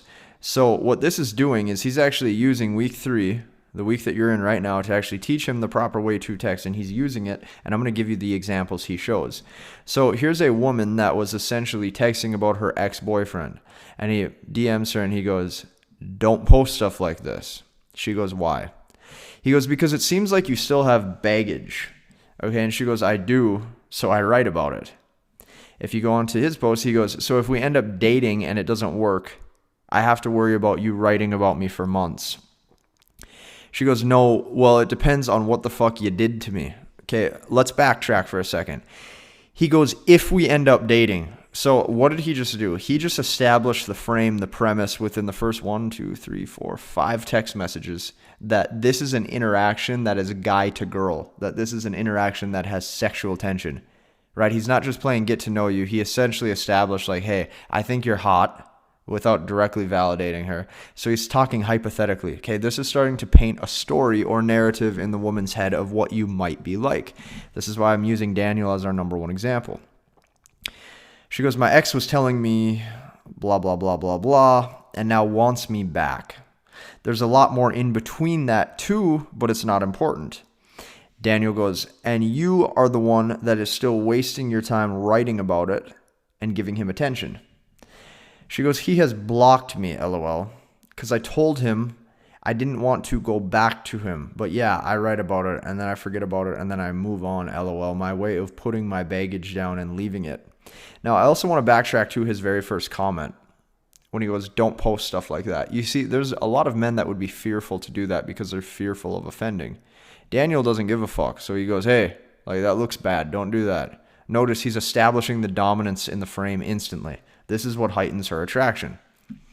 Daniel goes, I don't want to argue about it. I was just being honest. Life is too short. You could have spent that time picking out an outfit for meeting me instead. Well, there you go. He's flirting instantly within the first 10 text messages back and forth. He's establishing the frame that, hey, I want to see you. I want to see you wear something cute. And then she goes, haha, I'm not arguing. And that's a cute way of looking at it. Instantly, she wants him now. She goes, do you have Snapchat? You calling me out on my shit is kind of hot. I don't know why, but I just like saying it. or excuse me, she goes, I don't know what she said. She goes, I don't know why, but just, oh, she goes, you calling me out on my shit is kind of hot. I don't know why, but just saying it. He goes, no snap, way too busy for that. So look at that. Most men right at this point, when she shows high interest, most men would have been all over that, giving them the Snapchat, giving them the validation, giving them the phone number, trying to meet up with her instantly. He completely bypasses her request. He goes, way too busy for that. And yeah, that's probably because you're used to most guys kissing your ass trying to get in your pants. She goes, yeah, facts. But yeah, so would you like to hang out sometime? So she's trying again within this 10 to 12 text messages back and forth. Instantly, you'll notice he does not give in. He holds frame. He goes, it's possible I'll hang out with you. So notice he doesn't give away his validation or, his time instantly. He goes, I'm heading to bed. Something you probably noticed, but I'm always able to get up at 7 a.m. for my workout. She goes, I go to bed super late and then still wake up at 7. I suck. And notice, he's establishing dominance again. He goes, start getting 8 hours of sleep. It's like he's a dad and she's the kid. Like he's directing her. He's being dominant. He's telling her what to do. Now, I understand. Don't blow that analogy out of context. Just hear me out here for a little bit. She goes, I try. He goes, try harder. Notice, more dominance. He's telling her what he wants. Try harder. If you ever sleep over, you ain't keeping me up all night. Instantly again, she goes, I like you. So this is the third to fourth time he's established dominance by telling her what he wants out of her or what he wants to see. She goes, I like you. You know what you want. Okay, we all know decisive men who are dominant display attractive qualities to women. This is what they want. She goes, and I oddly enjoy being told what I should and shouldn't do. He goes, okay, for real, we both should be getting to sleep. Have a good night. She goes, night. Look how happy she is about that. He didn't even directly say, yeah, I'll hang out with you yet. He got her to pursue. So what is the key takeaways from interaction number 1 with Daniel? Well, the first is trending dominance. Okay. Second, no need to appease her. 3 is heightened attraction because he knows what he wants. Think about that for a second. He knows what he wants. He's decisive and dominant. This is attractive to her. Let's look at Daniel's second text message interaction. Maybe I shouldn't keep posting these, but I do it to motivate everybody here on what is possible. A few different girls randomly messaged me first on Facebook today. I don't even message them. If you look at what he says towards the bottom, there you go at the bottom. Everything I do here is straight from Casey's teachings. So notice something. I'm not telling you exactly what to say to women, and he didn't take that away from this either. He's understanding the principles and the premise of what gets women hooked, and he's putting it into his own words. This is so important. You are not me. Like, you are not Casey Zander. You are not Daniel Beatty. You're not either of us, which means you are you. If your name's Tom, you are Tom. If your name's John, you are John. Okay, this means you need to fit your texting style to what you do. Who am I as a man to tell you what to text? When you assume the authority in your own life, you start to understand that you get to make the fucking rules, not somebody else. Daniel, number 2. This is Casey. Hell of a name. She goes, hey, what's up? He goes, sorry. Just getting out of bed, had a long day. Oh, really? Was it hectic? Most days are busy for me. Have to chase the purpose. Same here. I own a cleaning business. Oh, shoot. I tend to like girls that like to get dirty. So right there, that's his first lead in. He found an angle or a niche, which is she's interested in, and it's cleaning business. Instantly flip-flops that to a joke. Oh, I like girls who get dirty. She goes, oh, yeah, LOL. She goes, so I don't fit the criteria. Notice he's not sold yet. He goes, it may take a deeper evaluation. She goes, LOL, I can be dirty. So now she's qualifying herself to him. When she saw that he needs a deeper evaluation, meaning that he actually needs to see more out of her, now she's willing to fight even harder. If we fast forward to the second, on the right side here, he goes, most days are busy for him. Oh, hold up. So this conversation's continued down below. So when she says, LOL, I can be dirty, you'll notice that's on the second picture in the middle. He goes, it could be fun, but it's my bedtime. Give me your number and maybe I'll message you later. She goes, where do you live? Now notice, since he said maybe I'll message you, not, oh my gosh, I'll message you, we can meet up someday. Like, he's saying maybe I will, maybe I fucking won't. She's like, damn, I really got to give him this number. And then he goes, close to where I live, good night. Good night. So notice he ended the text message sequence first before she did. That's the other thing. Now he goes, this is a picture of the girl to show you these are the girls I actually talk to. So notice, I mean, she seems attractive. I mean, she's thin. You know, she's a normal, cute, blonde girl. So this works. Now notice, the first thing, he goes, I like girls that tend to get dirty. So let's look at the key takeaways. He's not sexually timid. He ends the conversation before she does, and he gets her to chase really hard by not being sold on her. Okay, those are the key takeaways I want you to understand from number 2. Number 3 is Chrome Plug. Now, I met him off Instagram. We actually DM'd back and forth, and I think that's how he got in touch with the blueprint, which is very not typical. Most of you guys either enrolled on a sales call or through the webinar, but I honestly don't even know if this is his real name. I assume it's not. I don't know. He's a great guy, though. I mean, you can see he's getting results here, and that's all that matters. You guys should friend him, and, you know, and friend Daniel, too. Like, if you guys need help, friend me, friend them. Like, let's build a community here. That's the fucking point of this. So, he gets a number. And it looks like there might have been something that he sent before, but I don't have that. But she goes, you just look toxic. Now, what do we know about dangerous men? Dangerous men are attractive to women. I'm going to say that again. Dangerous, arrogant men are attractive to women. He's like, the bad boy persona is attractive to women. They can't help it. You have to stop shaming women for this. And you can't hate the player. You gotta hate the game. This is why. It's in her best interest to lock down the best, biggest, baddest mate for survival purposes. When she sees a man is fucking arrogant and direct, that's registering in her fucking ovaries and vagina that, hey, this guy is probably a selected male that's strong and dominant. If shit hits the fan in life, this man can protect. That's what she's looking out for. So she goes, you just look toxic. He goes, nah, I just look like I know what I'm doing. He goes, I'm gonna call you later tonight. No, I'm gonna talk. I'll talk exactly how he does here, because he's saying like words like nah and ama. So forgive me. I mean, that's not typically how I talk, but I'm gonna go down here. So she goes, you trying to seduce me over the phone? He goes, I don't do that. I don't even send nudes. I'm just trying to catch a vibe. I don't care how good you may think you look. If I don't feel a vibe, we ain't gonna link. So that right there just said, I'm not sold on you just off your looks alone. Okay? That's very important here. Most men are sold off women's beauty alone. She loved that. And if you look right below, she goes, finally, met someone with the same mindset as me. I'll be at work at 6:30 p.m. until 7 a.m. I work overnight at Amazon, blah, blah, blah. You're more than welcome to call me. So notice how she's like sweet and sucking up now. More than welcome to call me and bother me while I'm at work. Like, notice like how feminine and how submissive she became. Like, she's being sweet now. She's telling him the schedule even though he didn't ask for it. She's actually pursuing him. Instantly, he doesn't even give a fuck. He goes, all right, so this is how it's going to go down.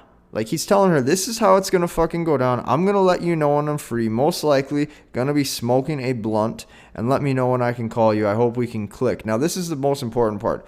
Don't fuck this up. Now, here's the thing. Up top there, like that's personally not my lifestyle. Like, I'm not the type of guy. That's what I mean. You can't just copy what I do. You have to get a well-rounded view of what everybody else does. He's the type of man that likes to smoke. That's his thing. And he's very upfront and about that. And she may like that, she might not. But here's the key to this is he doesn't care. He's being truthful about his own life. He's owning it, and he's putting his best self forward. He goes, I hope we click. Don't fuck this up. When he says don't fuck this up, that is super dominant. Because it's like, hey, I'm the higher value male here. I'm higher value than you. I'm establishing this frame. You better not fuck this up or I'm going to bounce. That's his mentality. He goes, or you can just call me and I'll answer. Or she goes, or you can just call me and I'll answer. I'll make time for you. I don't do anything at work since I'm injured. I sit in a chair for 12.5 hours, so I'll answer. Look how sweet she's being. She's telling him, hey, I won't play games. I won't not reply. I won't wait a week to call you. I'll fucking pick up. This is the mentality you want women to have with you. He ignores that and he goes, send me photos of you to keep the convo going. I be forgetting who I talk to sometimes. So he's establishing the frame that he has other women in his life. And now she starts sending him scandalous pictures. She goes, so how many girls are you vibing with right now? And he goes, don't ask me stupid questions, love. I'll talk to you later. Enjoy your afternoon. Notice again, he ended the conversation before she did. And he bypasses the shit test by just going right around it. And he calls her out on her bullshit. He goes, don't ask me shit like that. And that's the type of guy he is. He doesn't want to be tested. He doesn't want to be asked shit like that. She goes, you too, love. So, number 3, Chrome plug, key takeaways. He's not sold on just looks alone. He wants to quote unquote catch a vibe. So that way she has to qualify herself. And the progression to her sending pictures is because he asked. So I have a little quote here that says, just ask, man. Like, if you ever see the movie Fight Club, there's a part where he has to ask Tyler Durden if he can sleep over at his house because his fucking house burned down. This is one of my favorite movies. And Brad Pitt, which is Tyler Durden in the movie, goes, cut the foreplay and just ask, man. Because he was so scared to say, hey, I need a place to stay. So you'll notice that when he just asks for the photos, he's just like, give me the photos. Like, that's his frame, that's his mentality, that's his arrogant level, and she's attracted to that. So he goes, cut the foreplay and just ask, man. It's like, cut the shit. You don't need to talk to her all day about how her day's going, how her work's going, what her friends are up to, trying to build all this rapport with her, because women don't get attracted to that anyways. They don't like it. If they liked it, I would tell you they did, but you see their replies here. Women get attracted by fucking assholes. And I didn't create them this way. Now notice, I'm also not encouraging hookup culture. I want to stress that. I understand we have men in this group who believe in, some men in this group believe in God. There's a lot of men in this group actually that believe in God. There's some men in here that are religious. There's some men in here that follow certain religions and don't believe in sex before marriage. There's some men in here that are atheists and just want to have sex. Like, I don't know what you are or where you come from, but this is what I'm telling you. You have to just understand the female's nature and what they're replying positively to, and you need to show dominance in the places that you can. So that way you don't break your own rules as a man and your own morals just because you feel like you have to. You have to get the information and adapt to how you should be. Number 4, we're going to look at Ryan Williams. He goes, passing this objection test, ended up booking a date with a fiery Latina. He goes, and he goes at the bottom, best part is that this just felt natural. She immediately wanted to see me. So he confirms the date. He goes, we still on for today? She goes, I don't know. So she's short with him, but he still passes this test. He goes, we made plans for the beach. Are you not available? So notice there's no emojis. There's no like, oh my gosh, please come. It's just like he's really direct and to the point. She goes, I thought you forgot because you didn't text me for 2 days. He goes, no, I'm just busy. And my intentions were to take you out tonight. Can you be ready in an hour? So he just bypasses the fact that she thought that he forgot. And now he just sets a time. So this is him establishing dominance and frame. He just sets a time like, hey, if you're ready in an hour, I'm ready. Let's go. There you go. Bam. She goes, oh, really? I thought you forgot about me. Are you lying? He's like, I'm not lying. I'm busy. I run a business. And this is the part that I really like. He goes, I can take you out tonight. That's my offer. If not, you're going to have to text me if you want to see me. Right there, that's him establishing more frame, more dominance. He says, this is your only shot. If you don't take your shot, you don't get another one until you reach back to me. This is a mindset men need to have. No double text, no triple text, no chasing women around. She goes, okay, what time? He goes, 8. Let me get ready. What's your address? Bam, he got it. Cool, see you soon. So this isn't a hypersexual one or anything. This is just him setting a date in a masculine way. So notice he's unapologetic about, potentially like not replying for 2 days. He doesn't care. He cuts the bullshit. He has a take it or leave it attitude, and he maintains the ability to walk away, which most men can't do. He says, this is your only time. Take it or leave it. Bam. These are real life examples of men in week 3. George Cook, number 5, context. Tease this girl after our second date about us not working out potentially. She texts me after the date and asks if I was serious. Told her she'd have to find out. So this is him playfully flirting. He goes, nothing beats a feeling when you get a text like this because you know you fucking crushed it. This is Olivia off Hinge. I love this because he doesn't even put her last name, which is funny. It's just, that's Olivia Hinge. She goes, yeah, I was going to say, I kind of really want to see you again. Notice, that's her being feminine. That's her reaching out. That's her in her natural submissive role. And he just says, he doesn't say, oh, I want to see you too. I had a great time, all that. Give her that validation. No. What he says is he goes, well, I'm sure you'll be sending me TikToks all week, but we can figure something out later on this week. She goes, hee, true. Okay, when a woman puts like hee like that and agrees, that's her following your lead. And essentially what he said there is he just said, hey, I'm sure you'll be reaching out to me all week anyways. And that's really great. Key takeaways on this. Expectation that she will just naturally want to reach out. He just goes, yeah, I'm sure you'll be hitting me up. I'm sure you'll be sending me TikToks. That's him establishing frame. Number 6, Jesse Stafford. Need to give Marcus A. Rice a shout out for some help with a girl recently. She went on to ask for the date, not me. She goes, I keep forgetting handcuffs. Tell me you have handcuffs. He goes, of course I do, with the little cop emoji. She goes, any fun plans for tonight? No work tomorrow? He goes, why do you ask, seductive face? Are you turning yourself in being a bad girl? She goes, you know I can't lie, officer. Do what you have to do. So she's essentially saying, you do what you have to do. I'm willing just to let you do your thing and take over. Notice, more dominance versus submission. It's not female leading. It's male leading. It's female following. He goes, if you keep this up, I might have to. If I give you a warning this time, will you continue to misbehave? So he's playing back and forth with this tie you up, handcuff you cop thing. She goes, I can't give away all my secrets, Jesse. You'll just have to wait and see. And then she goes, at the overall, shift your attention to the right side. She goes, that's a yes. Please tie me up. You're going to be my little sex slave. She goes, I'll be whatever you need me to be, Jesse, just as long as I get released at the end of the night. So that's like a total in. Like she views him as an alpha male. She views him as the attractive type that she can let loose and do this stuff with. And it's because he set the frame from the get-go. So notice, he has sexual banter back and forth with her from the get-go. This is key because you don't need an identity shift later. Identity shifts are the hardest thing. You have so many men where they talk to a woman for a week or 2 weeks or 2 months or whatever the fuck. I don't give a fuck. They talk to her. They don't establish any sort of frame. They don't establish that, hey, this might be a sexual or this is a flirtatious relationship. And then they come out saying, Casey, what do I do? What do I text? That didn't work. Well, no shit, it didn't work. She already knows you're not the type of guy that acts like this, which is why the hardest thing to do is to get your ex back, which is why the hardest thing to do is to reignite chemistry with a girl who didn't want you in the first place. Like, that's damn near impossible. Like, it doesn't matter if McDonald's comes out with a healthy grilled chicken salad. In my mind, it's still fucking fat McDonald's French fries and shakes. They will never rebrand themselves other than McFatty Fat. Okay, I'm trying to make you laugh a little bit here, but you get what I'm saying. Establish frame from the get-go. This is key because you don't want to have to try to switch your identity in her mind later. Number 7, Gabe. He goes, a masterpiece for you boys. This was his Tinder opener. Her name is Dessa. You got some dick-sucking lips. Thank you. Is that a compliment? Man, I just wanted to see what they look like on me. She goes, jumping right in, huh? He goes, it sure does appear that way. She goes, I wish I wasn't into this. I think that her saying that speaks louder than more anything I can deliver to get the message across for you guys. He goes, too bad I'm a drug and you're hooked, baby. So what this is saying is this is displaying pure confidence. Like, I'm willing to go for the sexual play right away. I don't give a fuck if I offend you, and I know you're already into me. You're hooked. That's what he says. Notice, she goes, I wish I wasn't into this. She loves the frame. She goes, the cockiness is awful, but I'm into it.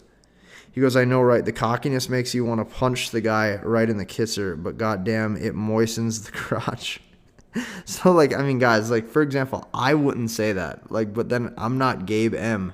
Like, you got to find what you got to find what fits you. She goes, is this a joke or are you for real? And he doesn't even, like, give her the time of day. He's completely, like, he doesn't answer her question logically here. He goes, I don't know, are your tits real? She goes, they are you?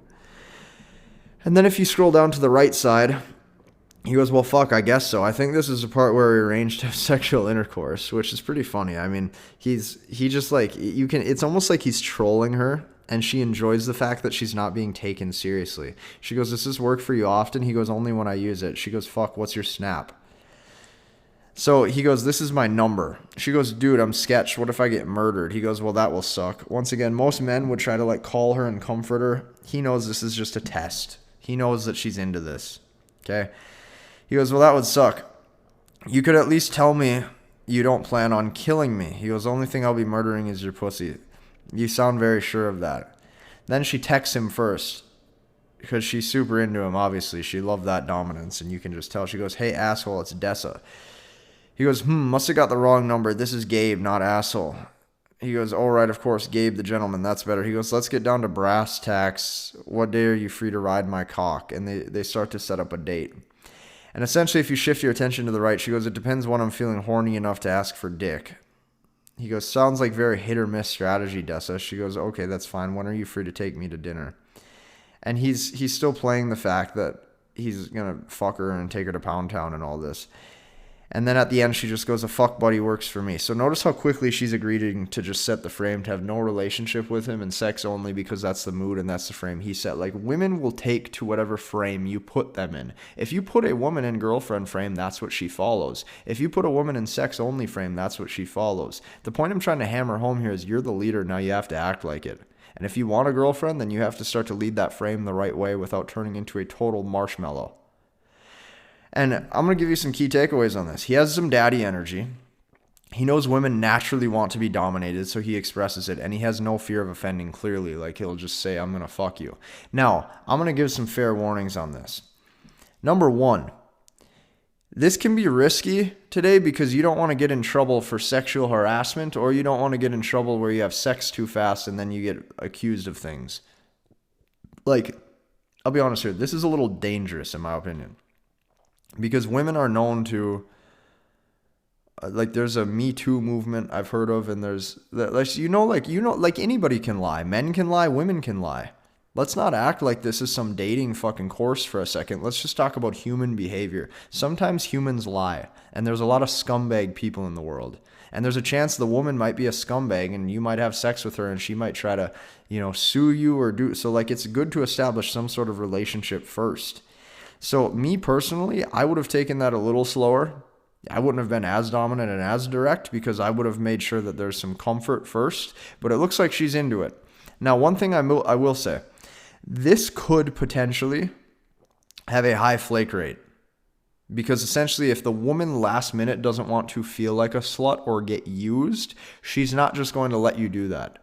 So sometimes this will work if the woman is super okay and sexually open. Other times this could backfire. But in Gabe's situation, it looks like he played his cards right and she was highly attracted to this. So job well done, Gabe. Now remember, women are individuals. Not all women are the same. I don't want you to think of this as meet girl. I want you to think of this as human. Because humans are different.